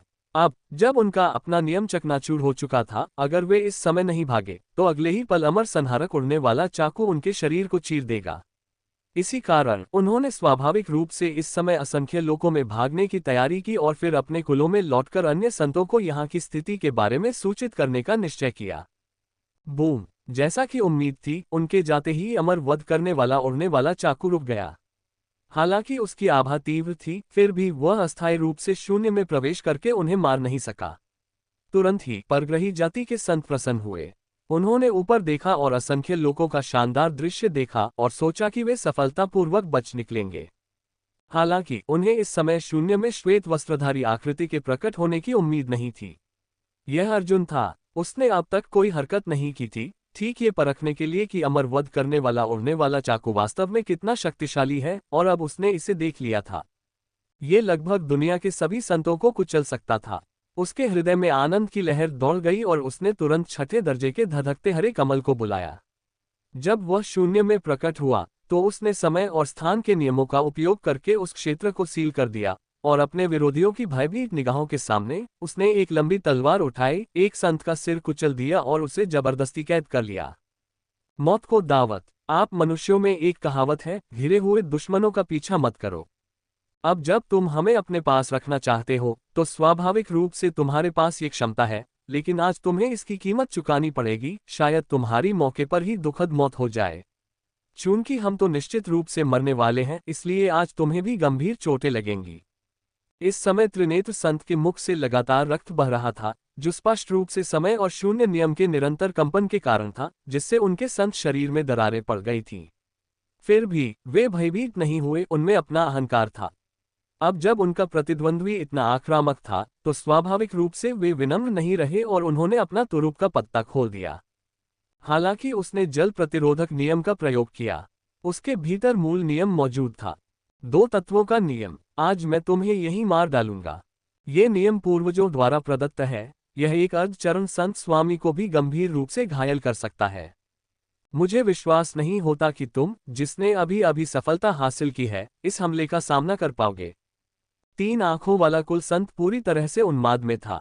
जैसे ही उसने अपना अंतिम दांव खेला, उसने अपने दांत थोड़े से भींचे और सीधे अपनी आत्मा का बलिदान कर दिया, जिससे उसका नियम अत्यंत शक्तिशाली हो गया। स्पष्ट रूप से वह अर्जुन का पुनर्तः नाश करने के लिए तैयार था। ये देखकर अन्य परग्रही जाति के संत भयभीत हो गए। वे तीन आंखों वाले कबीले के संत जितने उग्र नहीं थे, जो एक संत को मारने के लिए अपना जीवन बलिदान करने को तैयार था। लेकिन उनके पास भी अपने तुरुप के पत्ते थे, जिन्हें उन्होंने अब खोल दिया। अनगिनत नियम स्वतः ही स्वर्ग और पृथ्वी के बीच प्रकट हुए, जिनमें अनेक मूल नियम भी शामिल थे। वे जानते थे कि यदि उन्होंने इस समय सब कुछ प्रकट नहीं किया तो उनकी मृत्यु निश्चित है। इसी कारण वे अपने प्राणों की आहुति देने को तैयार थे। एक के बाद एक संत ने अपना खून जलाया, स्वर्ग और पृथ्वी के नियमों की शक्ति का प्रयोग करते हुए आकाश और पृथ्वी के बीच लगभग सब कुछ नष्ट कर देना। बूम! तीनों संतों ने एक साथ आक्रमण किया। वे 13 परग्रही जाति के संतों में सबसे शक्तिशाली थे। प्रत्येक संत स्वामी का वंश धारण किए हुए थे और बलपूर्वक संत के तीसरे चरण तक पहुंच चुके थे। इसके अलावा उनमें से दो के पास स्रोत नियम थे। एक दो तत्व नियम का प्रयोग करता था, दूसरा स्वर्गीय गोली नियम का, और तीसरा संत के तीसरे चरण की सर्वोच्च कलाकृति को नियंत्रित करता था। उनके संयुक्त आक्रमण ने लगभग दुनिया को नष्ट कर दिया। असंख्य लोग पल भर में पूरी तरह ढह गए। उनमें मौजूद असंख्य स्वर्गीय दाव अपने सामने चल रहे संत युद्ध को अविश्वास से देखते रहे। इस क्षण लाखों निम्न स्वर्गीय दाव नष्ट हो गए। केवल उच्च स्वर्गीय दाव ही अविश्वसनीय रूप से भाग्यशाली रहे और बच निकले। पल भर में करोड़ों कुल नष्ट हो गए। वर्तमान ब्रह्मांड की यही स्थिति है। जिनके पास शक्ति नहीं है वे मात्र चींटियों के समान हैं। चाहे कितने भी लोग मर जाएं, किसी को परवाह नहीं है। धमाका! अर्जुन अपनी तलवार लेकर प्रकट हुए। उन्हें पता था कि उनके द्वारा बनाया गया घेरा पूरी तरह ढह चुका है। यद्यपि उन्होंने तीनों संतों को अपने सामने फंसा लिया था, फिर भी वे प्रतिरोध कर रहे थे। प्रत्येक संत के पास असाधारण शक्तियां थीं और यदि उन्होंने समय रहते हस्तक्षेप करके उन्हें नहीं रोका तो वे निश्चित रूप से उनके घेरे से मुक्त होकर तारों भरे आकाश में लौट जाएंगे। वह ऐसा कभी होने नहीं देगा। तुरंत ही उसने बार बार उपहास किया। उसके पीछे लाशों का पहाड़ और खून का सागर प्रकट हुआ। उसने पुनर्जन्म के नियमों पर कदम रखा। क्षय के नियम उसकी आंखों में समा गए। अमर वध के नियम उसकी भुजाओं पर प्रकट हुए। अराजकता का नियम दानव भक्षण तलवार में समा गया। समय और स्थान के नियम उसके पैरों के नीचे थे और दानव तलवार का नियम उसके शरीर को घेरे हुए था। अकेले ही वह अपनी तलवार लेकर आगे बढ़ा। पलक झपकते ही असंख्य लोगों का एक कोना पूरी तरह से ढह गया। लाखों स्वर्गीय दाव पूरी तरह से नष्ट हो गए। इस क्षण सभी जीवित प्राणी दुखद रूप से निराशा में मर गए। संतों का संघर्ष ऐसा ही होता है, और ऐसी परिस्थितियों में चारों संतों के बीच की लड़ाई ने ब्रह्मांड के शक्तिशाली लोगों का भी ध्यान आकर्षित किया। लेकिन बात यहीं तक सीमित थी। संत कोई मामूली व्यक्ति नहीं होते, उनकी शक्ति अपार होती है, लगभग अमर और अविनाशी होती है। वे ऐसी चीज नहीं थे जिसका वे मुकाबला कर सकें। यदि वे दुखद रूप से प्रभावित हुए हों, शायद न केवल उनकी मृत्यु हो जाती बल्कि उनके कबीले भी नष्ट हो जाते। ऐसी दुखद स्थिति से बचने के लिए उन्होंने स्वाभाविक रूप से अपनी निगाहें हटा ली और आगे देखने की हिम्मत नहीं की। बिल्कुल, इस दौरान काफी लोगों ने इसे महसूस किया और सक्रिय रूप से हस्तक्षेप किया, लेकिन उनमें से अधिकांश राजा और संत थे, और अर्जुन की दृष्टि में वे एक ही प्रहार से अधिक कुछ नहीं थे। अध्याय 968 महान मंदिर के पवित्र भगवान के विरुद्ध अकेले लड़ना। कुछ ही दिनों में अनगिनत संत और राजा उसके हाथों मारे गए। अंततः उसने जबरदस्ती 3 संतों के सिर काट दिए। उसने तिरस्कार से भरी निगाहों से त्रिनेत्र जाति के संत की अविचलित आंखों को देखा और अपने शरीर से नियमों को निकालने के बाद उसने तिरस्कार पूर्वक कहा, त्रिनेत्र जाति ही वह चीज है जिससे मुझे अपने जीवन में सबसे अधिक घृणा है। मेरे हाथों मरना आपके लिए सम्मान की बात है। जैसे ही उसकी आवाज धीमी हुई, उसने सीधे दूसरे के शरीर को कुचलकर राख कर दिया, फिर अन्य संतों के शवों को तीनों लोकों में फेंक दिया और उन अनेक संतों और राजाओं को देखने लगा जो लगातार उसके नरसंहार में बाधा डाल रहे थे। उसके होठों पर एक भयावह मुस्कान आ गई और उसके शरीर से लगातार रक्तमय आभा निकल रही थी। अनेक संतों और राजाओं की भयभीत निगाहों के बीच उसने एक ही वार किया और पल भर में ही असंख्य लोग थोड़े कांप उठे। बूम! जहां तक तलवार की रोशनी पहुंची वहां अनगिनत संत और राजा दुखद रूप से मारे गए। मरते समय वे दर्द भरी चीखें मार रहे थे, लेकिन अपनी मौत को रोक नहीं सके। उन्हें इस युद्ध में दखल देने का पछतावा था, जिसके कारण दूसरे पक्ष ने उन्हें देख लिया। अगर उन्होंने दखल न दिया होता तो शायद उनकी मौत न होती। लेकिन इस समय बहुत देर हो चुकी थी। अनगिनत महाशक्तियों ने अपने अंतिम क्षणों में निराशा का अनुभव किया, लेकिन वे कुछ नहीं कर सकते थे। वे असहाय होकर देखते रहे जैसे जैसे उनके शरीर धीरे धीरे सड़ते गए और फिर पूरी तरह राख में बदल गया। उनकी आत्माएं किसी के हाथों में जकड़ी हुई थीं और फिर पुनर्जन्म के लिए उन्हें दूसरी दुनिया में भेज दिया जाता है। तब से उनका अपना जीवन और आत्मा अब उनकी अपनी नहीं रहेगी। वे हमेशा दूसरों के अधीन रहेंगे। वे सचमुच न तो जी सकते थे और न ही मर सकते थे, लेकिन इस समय वे बोल नहीं सकते थे। तीनों लोकों में प्रवेश करने वाले सभी संत और राजा इस समय पुनर्जन्म लेते हैं और फिर ये तीनों लोकों के भीतर आधार बन गया। वे सदा और सर्वदा स्वर्गिक दरबार के स्वामी के प्रति समर्पित रहेंगे। यदि कोई विद्रोही विचार उत्पन्न हो, फिर बिना किसी अपवाद के उन्हें दफनाने की जगह नहीं मिलेगी और वे मर जाएंगे। और इस तरह के रुझान के तहत अंततः अर्जुन के होठों पर मुस्कान आ गई। कुछ कह पाने से पहले ही वह उसे रोक नहीं पाया और अचानक उसके मुंह से बहुत सारा ताज़ा खून बह निकला। खून की हर बूंद एक दुनिया को चकनाचूर कर सकती थी, लगभग सभी जीवित प्राणियों को नष्ट करने में सक्षम थी, लेकिन इस क्षण ये चादर की तरह बह रहा था। उसने उसे हल्के से पोंछा, फिर उस जगह को देखा जिसे उसने बनाया था लेकिन जो बहुत पहले ही नष्ट हो चुकी थी। उसकी आकृति मायावी सी हो गई थी। अंततः वह एक विशाल अमर गुफा के भीतर पूरी तरह से प्रकट हुआ। आखिरकार मैंने अनगिनत कठिनाइयों का सामना किया है। उसने चारों ओर बिखरी त्वचा और खून को देखा, जो उसकी सफलता के बाद बचे हुए सभी अवशेष थे। उसने धीरे से आह भरी। धीरे धीरे अपनी आंखें बंद करते हुए उसने बताया कि अपनी सफलता के दौरान वह बुरी तरह घायल हो गया था, लगभग जानलेवा स्थिति में, और उसे ठीक होने की जरूरत थी। अगर कुछ समय पहले संत आक्रमण न हुआ होता तो शायद वह अभी भी एकांत में होता। अब जब उसने अपने प्रतिद्वंदी को मार गिराया था तो आखिरकार उसे अपने शरीर की समस्याओं को ठीक करने का समय मिल गया था। और इस अवधि के दौरान उसे यह नहीं पता था कि मानव जाति का एक संत उसकी तलाश कर रहा है। विशेषकर जियोबिजी मानव जाति को पैतृक तारे पर बसाने के बाद वह तुरंत लौट आए, अर्जुन की मदद करने की तैयारी। लेकिन तब तक बहुत देर हो चुकी थी। युद्ध बहुत पहले ही समाप्त हो चुका था। जब वह वहां पहुंची तो वहां केवल हड्डियों का ढेर ही बचा था। उसे गलतफहमी थी कि अर्जुन की मृत्यु उसी के भीतर हो गई थी। एक बार के लिए वह गहरे दुखी थी और असंख्य लोगों में अपने आंसू बहा रही थी। अंततः वह वहां 10 दिनों से अधिक समय तक रुकी और फिर वहां से चली गई। मानव जाति का पतन बहुत पहले ही हो चुका था और तारामंडल के असंख्य जीव वास्तव में भयंकर थे। मानव जाति की रक्षा के लिए उसे अपने पैतृक तारे पर लौटना पड़ा, अन्यथा यदि किसी ने आक्रमण करने का अवसर लिया तो मानव जाति का पूरी तरह से विनाश हो सकता था। आप कहाँ चले गए थे? मैंने अन्य संतों से इस बारे में पूछताछ की। उन सभी ने मुझे बताया कि वह लड़ाई बेहद दुखद थी। कई संतों की मृत्यु दुखद रूप से हुई। कुछ लोगों ने तो किसी के साथ ही मरने की इच्छा भी जताई। विभिन्न लोकों में स्वर्गीय मार्ग के एक हिस्से को लगभग नष्ट कर देना। क्या ये तुम थे? मुझे इस पर विश्वास नहीं हो रहा। गुरुजी ने एक बार कहा था कि तुम्हारा स्वभाव अजेय है। मुझे विश्वास नहीं होता कि तुम युद्ध में आसानी से मर जाओगे। मैं तुम्हें ढूंढ लूंगा। जियाओ बिजी की आवाज सन्नाटे में गूंज उठी। अंततः इसने धीरे धीरे सब कुछ दबा दिया। Dot dot dot dot dot dot dot dot dot dot dot dot dot dot dot dot dot dot. खेती समय की दृष्टि से नहीं देखी जाती। पलक झपकते ही 300 साल बीत गए। अर्जुन ने अंततः अपनी आभा को मजबूत किया और अपने गंभीर घावों को ठीक किया। यह महसूस करते हुए कि उसका रक्त काफी समय से प्लाज्मा के कुंड में बदल गया है, उसने अपनी भौहें थोड़ी ऊपर उठाई, बाकी सब कुछ एक तरफ रख दिया, धीरे धीरे खड़ा हुआ और थोड़े से चिंतन के बाद अंततः ब्रह्मांड में घटी हर बात को समझ गया। संत लगभग अमर और अविनाशी होते हैं। ऐसे लोगों की नजरों में 300 साल पलक झपकने के बराबर होते हैं। मानव जाति का पतन एक स्थापित तथ्य बन चुका है। तारों भरे आकाश की असंख्य जातियों ने बार बार आक्रमण किया है। यदि नियति का पुत्र अभी भी एक दूरस्थ क्षेत्र में प्रभु के साथ संघर्ष न कर रहा होता, जिसके परिणामस्वरूप क्रूर तारामंडल के असंख्य वंश नियति के बच्चे से भयभीत हो गए और कार्रवाई करने का साहस नहीं कर पाए, शायद अब तक मानव जाति का विनाश हो चुका होता। लेकिन ठीक इसी वजह से मानव जाति की युवा पीढ़ी को भी भारी नुकसान उठाना पड़ा है, खासकर शक्तिशाली साधकों और विलक्षण प्रतिभाओं को लगभग कोई भी नहीं बचा है। उनके लिए प्राचीन विधि का अभ्यास करना व्यर्थ हो गया है।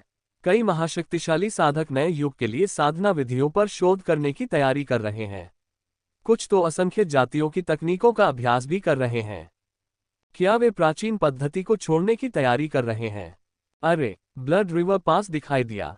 एक ऐसा प्राणी जिसने वध के निम्न नियम का अभ्यास किया और सफलतापूर्वक भगवान के पद में प्रवेश किया। अब कमजोर हो चुकी मानव जाति को मजबूत बनाने में मदद करने के लिए उसने सीधे प्राचीन विधि को त्याग दिया और इसके बजाय दानव वध का शोध किया, यहाँ तक कि असंख्य लोगों और दानव वध की रक्तरेखाओं को मानव जाति के शरीरों में एकीकृत किया, जिससे मानव जाति अधिक शक्तिशाली बन गई। दिलचस्प, वाकई दिलचस्प। अमर गुफा के भीतर अर्जुन मुस्कुराया।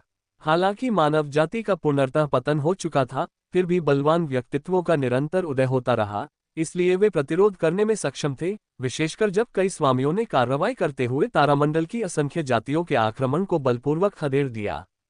अंततः उनकी नींव मजबूत थी। इतना ही नहीं, तारामंडल के असंख्य वंशों ने भी जल्दबाजी में आक्रमण करने का साहस नहीं किया। और ऐसी स्थिति में आकाश में भाग्य के बच्चे के बारे में भी जानकारी थी। ऐसा प्रतीत होता था कि कर्म के स्वामी अभी भी जीवित हैं। उसने न केवल एक लॉर्ड की जबरन हत्या की, लेकिन साथ ही उन्होंने प्रोफाउंड नेदर गॉड हॉल को भी गतिरोध की स्थिति में ला दिया। आखिरकार वह तारामंडल के असंख्य वंशों को रोक सकता था, इतना अधिक कि वह हल्के से सिर हिलाने से खुद को रोक नहीं सका। और ऐसी स्थिति में उसे समझ नहीं आ रहा था कि उसे कैसा महसूस हो रहा है। अचानक उसने ऊपर शून्य की ओर देखा तो पाया कि एक सर्वोच्च शक्ति उसे ठंडी निगाहों से घूर रही है, और उसी समय 3 सर्वोच्च शक्तियां उसके बगल में प्रकट हुई। उनकी आभा ठंडी थी, मानो वे उस पर हमला करने की तैयारी कर रहे हों। अब ये देखकर कि उसने उन्हें देख लिया था, उन्होंने तुरंत दिखावा करना बंद कर दिया और उन्होंने एक के बाद एक हमला किया। वे अपने सामने मौजूद प्राणी को मारना चाहते थे। यह आप है। अर्जुन ने थोड़ा सा भौहें चढ़ाईं, तुरंत दानव भक्षण ब्लेड को पकड़ा और शून्य में अराजकता का नियम प्रकट हो गया। बेशक ये हम ही हैं। कर्म के स्वामी ने हमारे अराजकता के नियम को छीन लिया। अब कानून आपके शरीर पर लागू होता है। स्वाभाविक रूप से हमें तुम्हें मारना ही होगा। भावी कारणता संत स्वामी लगातार ठहाके लगा रहे थे। अन्य संत अपनी अपार शक्तियों का प्रयोग करते हुए एक साथ आगे बढ़े। यदि अतीत के अर्जुन ने ऐसी संरचना देखी होती तो वह शायद कब का भाग गया होता, लेकिन अब वह संत लोक में प्रवेश कर चुका था और स्वयं को किसी स्वामी से कमतर नहीं समझता था। वह व्यंग्य किए बिना नहीं रह सका, एक कदम आगे बढ़ा और उनकी विस्मय भरी निगाहों के बीच दहाड़ा, तुम्हारा भविष्य का रूप भी मुझे नहीं मार सका, और अब अतीत में तुम्हारे पास मुझे मारने की क्या शक्ति है? अगर लड़ना चाहते हो तो चलो लड़ते हैं। मैं मानव जाति का सदस्य हूं, मैं तुमसे कैसे डर सकता हूं? मारना। अध्याय 969। लियांग यी के पवित्र स्वामी का दमन। असंख्य लोकों में अनंत स्वर्गीय दांव निरंतर पीछे हटते रहे और इस क्षण सभी चीजें पुनर्तः नष्ट हो गईं। असंख्य शक्तिशाली लोग विशाल, असीम शून्य और असंख्य लोगों के भीतर के शानदार दृश्य को देखकर स्तब्ध रह गए। उन्होंने कभी कल्पना भी नहीं की थी कि संसार में ऐसी कोई शक्तिशाली सत्ता विद्यमान हो सकती है, जिसका हर वार और प्रहार किसी संत का जीवन ले सकता है। गड़गड़ाहट, गड़गड़ाहट, गड़गड़ाहट। हजारों हजारों दिव्य दिव्य आत्माएं नष्ट हो गईं। वे लगातार भागती रहीं, लेकिन व्यर्थ। संत स्वामियों के बीच का युद्ध इतना भयावह था कि वे उसे सहन नहीं कर सकते थे। लगभग हर पल करोड़ों दिव्य आत्माएं दुखद रूप से नष्ट होती रहीं और उनमें निवास करने वाले असंख्य जीव बिना किसी चेतावनी के पल भर में राख में तब्दील हो गए। इसके बारे में क्या ख्याल है? अर्जुन ने दानव भक्षण तलवार धारण कर रखी थी, उसकी आंखें बर्फीली ठंडी थीं। वह नियमों का उल्लंघन कर रहा था और यद्यपि उसके शरीर से लगातार रक्त बह रहा था, फिर भी वह एक क्रूर आभा बिखेर रहा था। इस समय स्वर्ग और पृथ्वी के बीच खड़ा उसका दिव्य दानव संत शरीर वध नियम के साथ मिलकर उसे एक सर्वोच्च दुष्ट देवता के समान बना रहा था, जो संसार की हर चीज को कुचलने में सक्षम था। तुम जरूर मरोगे। भावी कारणता संत स्वामी ने कुछ बार ठहाका लगाया। हालांकि उसने अभी तक कर्मस्वामी को नहीं मारा था और कारणता पर कब्जा नहीं किया था, फिर भी वह अत्यंत शक्तिशाली था। उनकी शक्ति संत राजा के बाद दूसरे स्थान पर थी और वे संसार के सभी संतों का नाश करने में सक्षम थे। इतना ही नहीं, वे अकेले भी नहीं थे, उनके साथी भी अत्यंत शक्तिशाली थे और उनमें से प्रत्येक संत स्वामी से कम शक्तिशाली नहीं था। उनमें से कई तो उत्पत्ति की शक्ति का भी प्रयोग करते थे, जो समान श्रेणी के लोगों को आसानी से कुचलने में सक्षम थी। लेकिन उनके सामने वाला व्यक्ति केवल संत लोक में था। वे पलक झपकते ही उसे आसानी से नष्ट कर सकते थे। वर्तमान में 8 व्यक्ति कर्म के स्वामी की खोज में लगे हुए थे। शेष 5 लोग अर्जुन का पीछा कर रहे थे। यदि कोई अप्रत्याशित घटना न घटी हो, भाग्य का ये भावी बच्चा अवश्य मरेगा, ये जानना जरूरी है। उनके अनुमान के अनुसार वह मानव जाति का अंतिम संतान था। यदि उसकी मृत्यु हो जाती तो भविष्य में मानव जाति का पतन निश्चित था, यहाँ तक कि विलुप्त होने का खतरा भी मंडरा रहा था। उन्हें कुछ करना ही था। कारण सीधा साधा था, मानव जाति उनके लिए बहुत बड़ा खतरा थी। हर पीढ़ी का नवोदित संत होता था और एक तो अवर्णनीय स्तर तक पहुंच गया था। यदि उन्होंने समय रहते उसे न रोका होता तो शायद मानव जाति अब तक इस ब्रह्मांड को छोड़कर पुनर्तः आध्यात्मिक उत्थान प्राप्त कर चुकी होती। वे इस तरह के अस्तित्व को पनपने नहीं देंगे, इसलिए उनके सामने का अस्तित्व निश्चित रूप से समाप्त होने वाला था, चाहे कितनी भी कीमत चुकानी पड़े। वे इस भाग्य के बच्चे को पूरी तरह से नष्ट कर देंगे। हालांकि यह व्यक्ति पहले ही संत लोक में प्रवेश कर चुका था। वे अब भी निडर थे। कोई बात नहीं, क्या आखिरकार वे 5 संत थे। प्रोफाउंड नेदर गॉड हॉल से लगातार उभरते शक्तिशाली प्राणियों के साथ उनका मानना था कि जल्द ही सेंट लॉर्ड क्षेत्र में कम से कम 30 प्राणी होंगे। तब तक वर्तमान चाइल्ड ऑफ डेस्टिनी और भविष्य के सभी प्राणी मर चुके होंगे। वे बेहद आश्वस्त थे और उनके चेहरों पर एक भयावह मुस्कान उभर आए।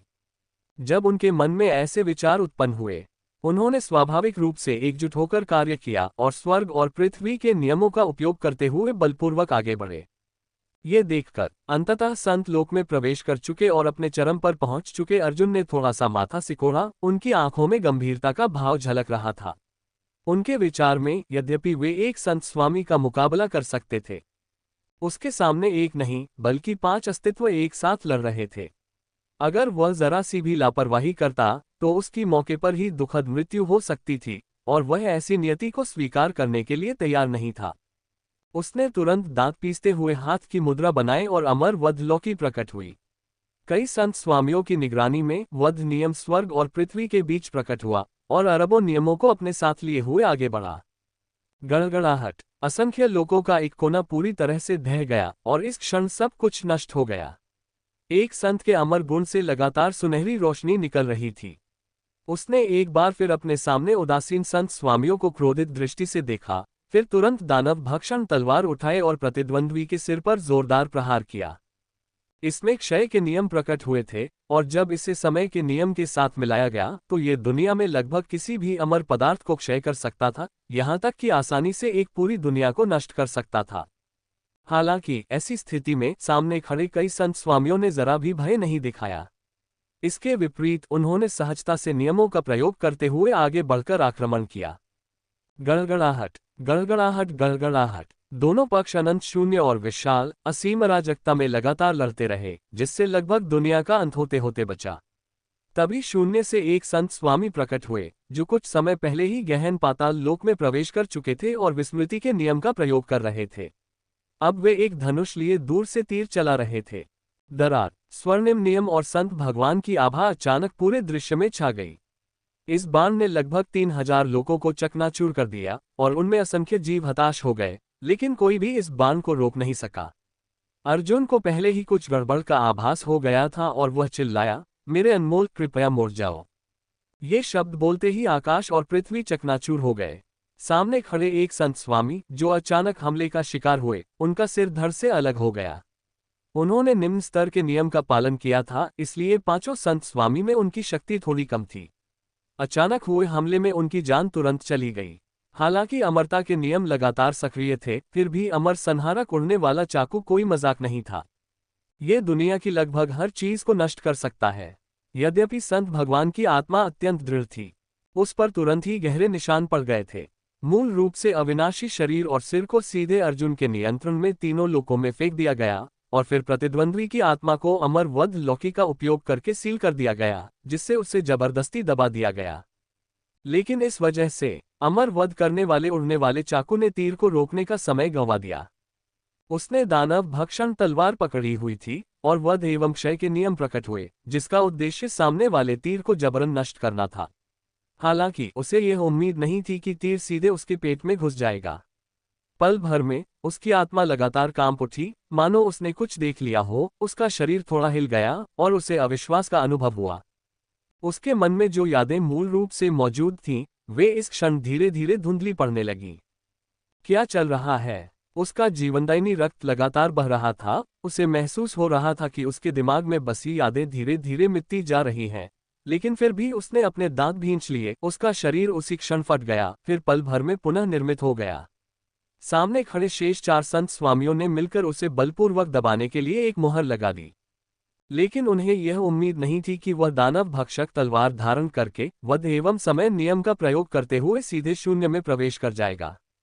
कई संत स्वामियों की विस्मय भरी निगाहों के बीच वह घबरा गया, ये जानते हुए कि वह उनकी योजना का शिकार हो गया है। जल्द ही उसके दिमाग से सारी यादें मिट जाएंगी। उसने तुरंत ठंडे लहजे में अपने दांत भींच लिए, विरोधियों को बुरी तरह घायल करने के लिए सब कुछ दांव पर लगाने का इरादा कर लिया। असल में वह किसी भी भाग्य के बच्चे में विश्वास नहीं करता था। उसका मानना था कि अगर वह चला गया, उसके माता पिता उसका बदला जरूर लेंगे। अब उसके पास केवल एक ही रास्ता था, सामने खड़े संत सरदारों को मारना, ताकि मानव जाति के भविष्य में आशा की एक किरण जग सके और उसके माता पिता युद्ध में मारे बिना सफलतापूर्वक बदला ले सकें। गड़गड़ाहट उसकी जीवन शक्ति पारे की तरह उमड़ रही थी और वह सामने खड़े संत स्वामियों से लड़ने के लिए अनंत नियमों का प्रयोग कर रहा था। यदि प्रारंभ में उसमें थोड़ी बहुत रक्षात्मक क्षमता थी, तो अब वह उसमें अपना सब कुछ झोंक रहा था। एक संत के शरीर से संत स्वामियों का प्रतिरोध कर रहा था। उसका शरीर अनगिनत बार फट चुका था। कभी अविनाशी माने जाने वाले संत का शरीर अब बेहद कमजोर और लगातार चकनाचूर होता हुआ प्रतीत हो रहा था। यदि उसके पास मौजूद अत्यंत सघन अमरता का तत्व न होता, तो शायद उसकी अब तक दुखद मृत्यु हो चुकी होती। अध्याय 970 दानव भक्षण तलवार का सबसे शक्तिशाली हमला। ये व्यर्थ है। आपने अभी अभी संत लोक में कदम रखा है। हम आपकी अपार शक्ति को स्वीकार करते हैं, क्योंकि आपने अनगिनत मूल नियम प्राप्त किए हैं। संत लोक में रहकर और एक संत स्वामी का प्रतिरोध करते हुए पीछे न रहना। यदि आप और अधिक शक्तिशाली हो जाते हैं, तो आप निश्चित रूप से एक खतरा बन जाएंगे। ठीक इसी कारण से मेरे द्वारा संचालित विस्मृति का नियम अब तुम्हारी आत्मा को अपने वश में कर रहा है। यदि कोई अप्रत्याशित घटना न घटे, तो ज्यादा से ज्यादा आधे घंटे में तुम्हारी आत्मा अपनी यादों का एक बड़ा हिस्सा भूल जाएगी और तुम शायद अपना युद्ध अनुभव भी खो दोगे।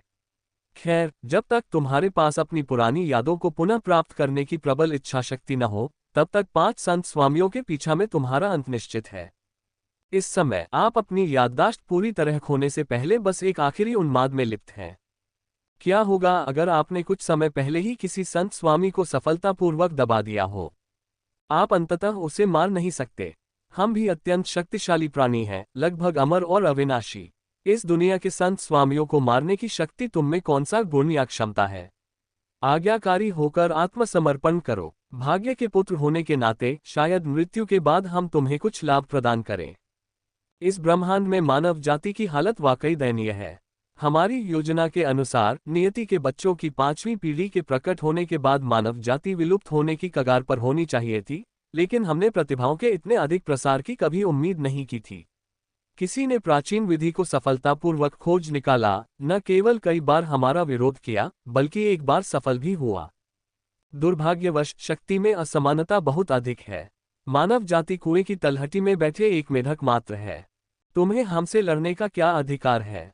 विस्मृति के नियम का प्रयोग करने वाले संत स्वामी के होठों पर एक ठंडी घृणा प्रकट हुई। वह शून्य में तैरता हुआ निर्मल निगाहों से आगे देख रहा था। ये देखकर अर्जुन ने कोई ध्यान नहीं दिया। उसके मन की यादें धीरे धीरे धुंधली होती जा रही थीं। तारों भरे आकाश में बिताए उसके अतीत के कारनामों की यादें चुपचाप गायब हो गईं। कभी परिचित लगने वाली चीजें अब इंच इंच करके धूल में मिल रही थीं। उसे पता था कि शायद वह सचमुच मरने वाला है। अंततः वह संत लोक में प्रवेश करने में सफल हो गया था। लेकिन अब उसे यही मरना था। वह वास्तव में अनिच्छुक था, और ऐसी स्थिति में वह स्वाभाविक रूप से और भी अधिक उत्तेजित हो गया। मानो अपने सारे नियम उगलने लगा हो। 9 नियम शून्य में दृढ़ता से स्थापित थे। यद्यपि अमर वध लौकी वर्तमान में एक संत स्वामी को वश में कर रही थी, फिर भी उसके नियंत्रण में अमर वध नियम अमर वध लौकी के प्रेत को प्रकट कर रहे थे। एक अमर वध उड़ने वाला चाकू प्रकट हुआ, जो पूरी शक्ति से आगे बढ़ा, जिससे लगभग आकाश और पृथ्वी थम गए और उस क्षण सब कुछ चकनाचूर हो गया। सामने मौजूद शेष 4 संत स्वामी इस समय लगातार पीछे हट रहे थे। उनकी निगाहें बेहद गंभीर थीं। उन्होंने कभी इतना शक्तिशाली प्राणी नहीं देखा था। हालांकि वह केवल संत स्तर पर था, फिर भी उसमें उन्हें जान से मारने की क्षमता थी। अगर वे जल्दबाजी में उसके पास जाते तो अगले ही पल उनकी मौके पर ही मृत्यु हो सकती थी। इसलिए वे स्वाभाविक रूप से युद्ध क्षेत्र से बाहर ही रहे, चुपचाप प्रतिद्वंदी के स्मृतिभ्रंश होने की प्रतीक्षा करना। और ऐसी स्थिति में अर्जुन को अंततः लगा कि अवसर पूरी तरह से हाथ से निकल जाने वाला है। उसका एक हाथ अकड़ गया और उसका पूरा शरीर मुरझा गया। वह अकेले शून्य में खड़ा होकर असमंजस में आगे देखने लगा और संदेह से पूछा, तुम कौन हो? जैसे ही ये शब्द बोले गए, सामने खड़े चारों संत स्वामी प्रसन्न हो गए। वे एक साथ आगे बढ़े, उसे अपने वश में करने के लिए शब्दों का प्रयोग करने की तैयारी में, और फिर उस पर अचानक हमला करके उसे वहीं मार डालने की योजना बना रहे थे। हम हैं भविष्य के कारणता संत स्वामी शून्य में खड़े थे, उनके बाल और दाढ़ी पूरी तरह सफेद थे। इस क्षण वे प्रसन्नता से मुस्कुराए, अपने भयंकर चेहरे को दयालु दिखाने की कोशिश करते हुए। लेकिन जैसे ही उन्होंने कुछ कदम आगे बढ़ाए, उनके मन में घबराहट का एक संकेत उभरा। वे भयभीत होकर आगे देखने लगे। अन्य संत लॉर्ड भी इसी प्रकार के थे। जब उन्होंने खुद को आगे बढ़ते हुए देखा, तो किसी अज्ञात समय में एक आकृति प्रकट हुई, जिसने लगभग करोड़ों फीट के क्षेत्र को घेर लिया। इसके भीतर एक अत्यंत सघन संत ऊर्जा थी, जिसने उन्हें तुरंत हवा में ही रोक दिया। हालांकि इसका प्रभाव केवल क्षण भर के लिए ही रहा, लेकिन ये काफी था। अर्जुन समय के नियम का पालन करते हुए और दानव भक्षक तलवार धारण किए हुए अचानक अपनी जादुई कलाकृति का बलिदान कर देते हैं। उनके शरीर पर एक राक्षसी ज्वाला जल उठती है, जो अत्यंत भयंकर प्रतीत होती है। दानव भक्षक तलवार, जिसमें अनगिनत सांसारिक खजाने जड़े हुए थे, अब एक अत्यंत हिंसक आभा प्रकट करती है। विशाल जादुई कलाकृति विघटन के कगार पर थी, मानो अपनी सबसे शक्तिशाली प्रहार शक्ति को संचित कर रही हो। दुर्भाग्य से भविष्य के कारणता संत स्वामी और अन्य 4 संत स्वामी अनुभवी योद्धा थे। उन्होंने अपने प्रारंभिक वर्षों में अनगिनत युद्ध लड़े थे, इसलिए वे स्वाभाविक रूप से अच्छी तरह से तैयार थे और इस बात से सावधान थे कि कहीं विरोधी छल न कर रहा हो। खुद को बंधा हुआ देखकर वे सब उपहास करने लगे और जादुई कलाकृतियों की एक अंतहीन धारा प्रकट हुई। कुछ लंबी तलवार, कुछ बड़ा हथौड़ा, कुछ खजाने का शिवालय, जो लगातार आकाश और पृथ्वी में प्रकट होती रहीं और आगे बढ़ती रहीं। इस समय दोनों पक्षों के बीच केवल एक ही दुनिया का फासला था। वे लगभग हाथ की पहुंच के भीतर थे। अब उन्होंने अपना कदम उठा लिया है। वे स्वाभाविक रूप से प्रतिद्वंदी की आत्मा पर प्रहार कर सकते थे। उन्हें पूरा विश्वास था, वे एक युग के संत स्वामी थे। यदि प्रतिद्वंद्वी 5वें स्तर पर होता तो एक साधारण संत का हमला भी उन्हें सचमुच भयभीत कर सकता था, लेकिन अब प्रतिद्वंद्वी ने अभी अभी संत लोक में कदम रखा था। उनकी नज़र में वह महज एक दृढ़ चींटी था। भला वह उन्हें कैसे मार सकता था? ठीक इसी कारण से उन्होंने लापरवाही बरती और तुरंत अपने जादुई हथियारों को फेंककर प्रतिद्वंद्वी की आत्मा को यहीं पूरी तरह नष्ट कर दिया। ये देखकर अर्जुन क्रोधित होने के बजाय हंसे और दहाड़े। दिव्य दाव स्वर्गीय सम्राट और पूर्वी श्वेत सम्राट कहाँ हैं? जैसे ही ये शब्द बोले गए, शून्य में एक सफेद वस्त्रधारी आकृति और एक स्वर्णिम शाही वस्त्रधारी प्राणी प्रकट हुए। दोनों ही अत्यंत अहंकारी थे, क्योंकि वे पहले ही 9वें स्वर्ग के राजा माक्विस के स्तर तक पहुंच चुके थे और संत बनने की कगार पर थे। उनके पीछे अरबों वर्षों की आस्था शक्ति थी, जो अब असंख्य लोकों में प्रकट हो रही थी। वे एक क्षण के लिए रुके, फिर स्थिति को ठीक न समझते हुए एक ने तुरंत एक अमर मुहर और दूसरे ने एक लंबी तलवार उठाए और ठंडी निगाहों से आगे देखने लगे। यहाँ वे सब एक साथ दहाड़ उठे। तीनों ने एकमत होकर एक ही विचार व्यक्त किया। पूर्वी श्वेत सम्राट और दिव्य दाव स्वर्गीय सम्राट ने एक साथ संत स्वामियों की जादुई कलाकृतियों पर आक्रमण किया और उसी क्षण शून्य विलीन हो गया। और ठीक इसी क्षण दानव भक्षण ब्लेड ने अंततः पर्याप्त शक्ति एकत्रित कर ली। यद्यपि यह क्षणिक ही था, पर अंततः इसका परिणाम अत्यंत प्रचंड रहा।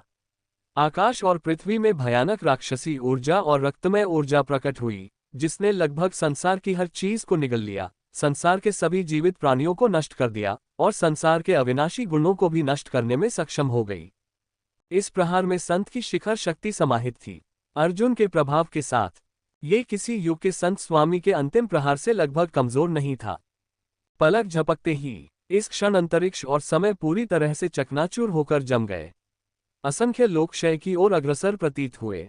अनंत राक्षसी ऊर्जा तलवारों में परिवर्तित हो गई और आकाश पृथ्वी में सब कुछ काटती चली गई। एक और सच्चा अमर व्यक्ति तलवार लिए खड़ा था और आकाश पृथ्वी में अराजकता की ऊर्जा का जन्म हुआ और पुनर्जन्म का एक विशाल चक्र संसार में सब कुछ कुचलने के लिए निकल पड़ा। धमाका। हालांकि कई संत स्वामी इससे बच चुके थे, फिर भी इस समय उन पर हमला हुआ। अचानक हुए इस हमले से उनके शरीर चकनाचूर हो गए। हालांकि उनकी आत्माओं को कोई क्षति नहीं पहुंची, फिर भी वे इस समय असहनीय पीड़ा में थे। आह, धत्तेरी की, तुम्हें धिक्कार है बदबूदार कीड़े, कमजोर मानव जाति, मैं तुम्हें मार डालूंगा। अगर आपके पास ऐसे साधन हैं तो मैं आपको यहीं मार डालूंगा। तुम्हारी सारी यादें निश्चित रूप से मिट जाएंगी और फिर मैं तुम्हारी जान पूरी तरह से ले लूंगा। जैसे ही उनके शरीर चकनाचूर हो गए, सभी संत स्वामियों ने एक साथ दहाड़ मारी, निराशा में नहीं बल्कि क्रोध में।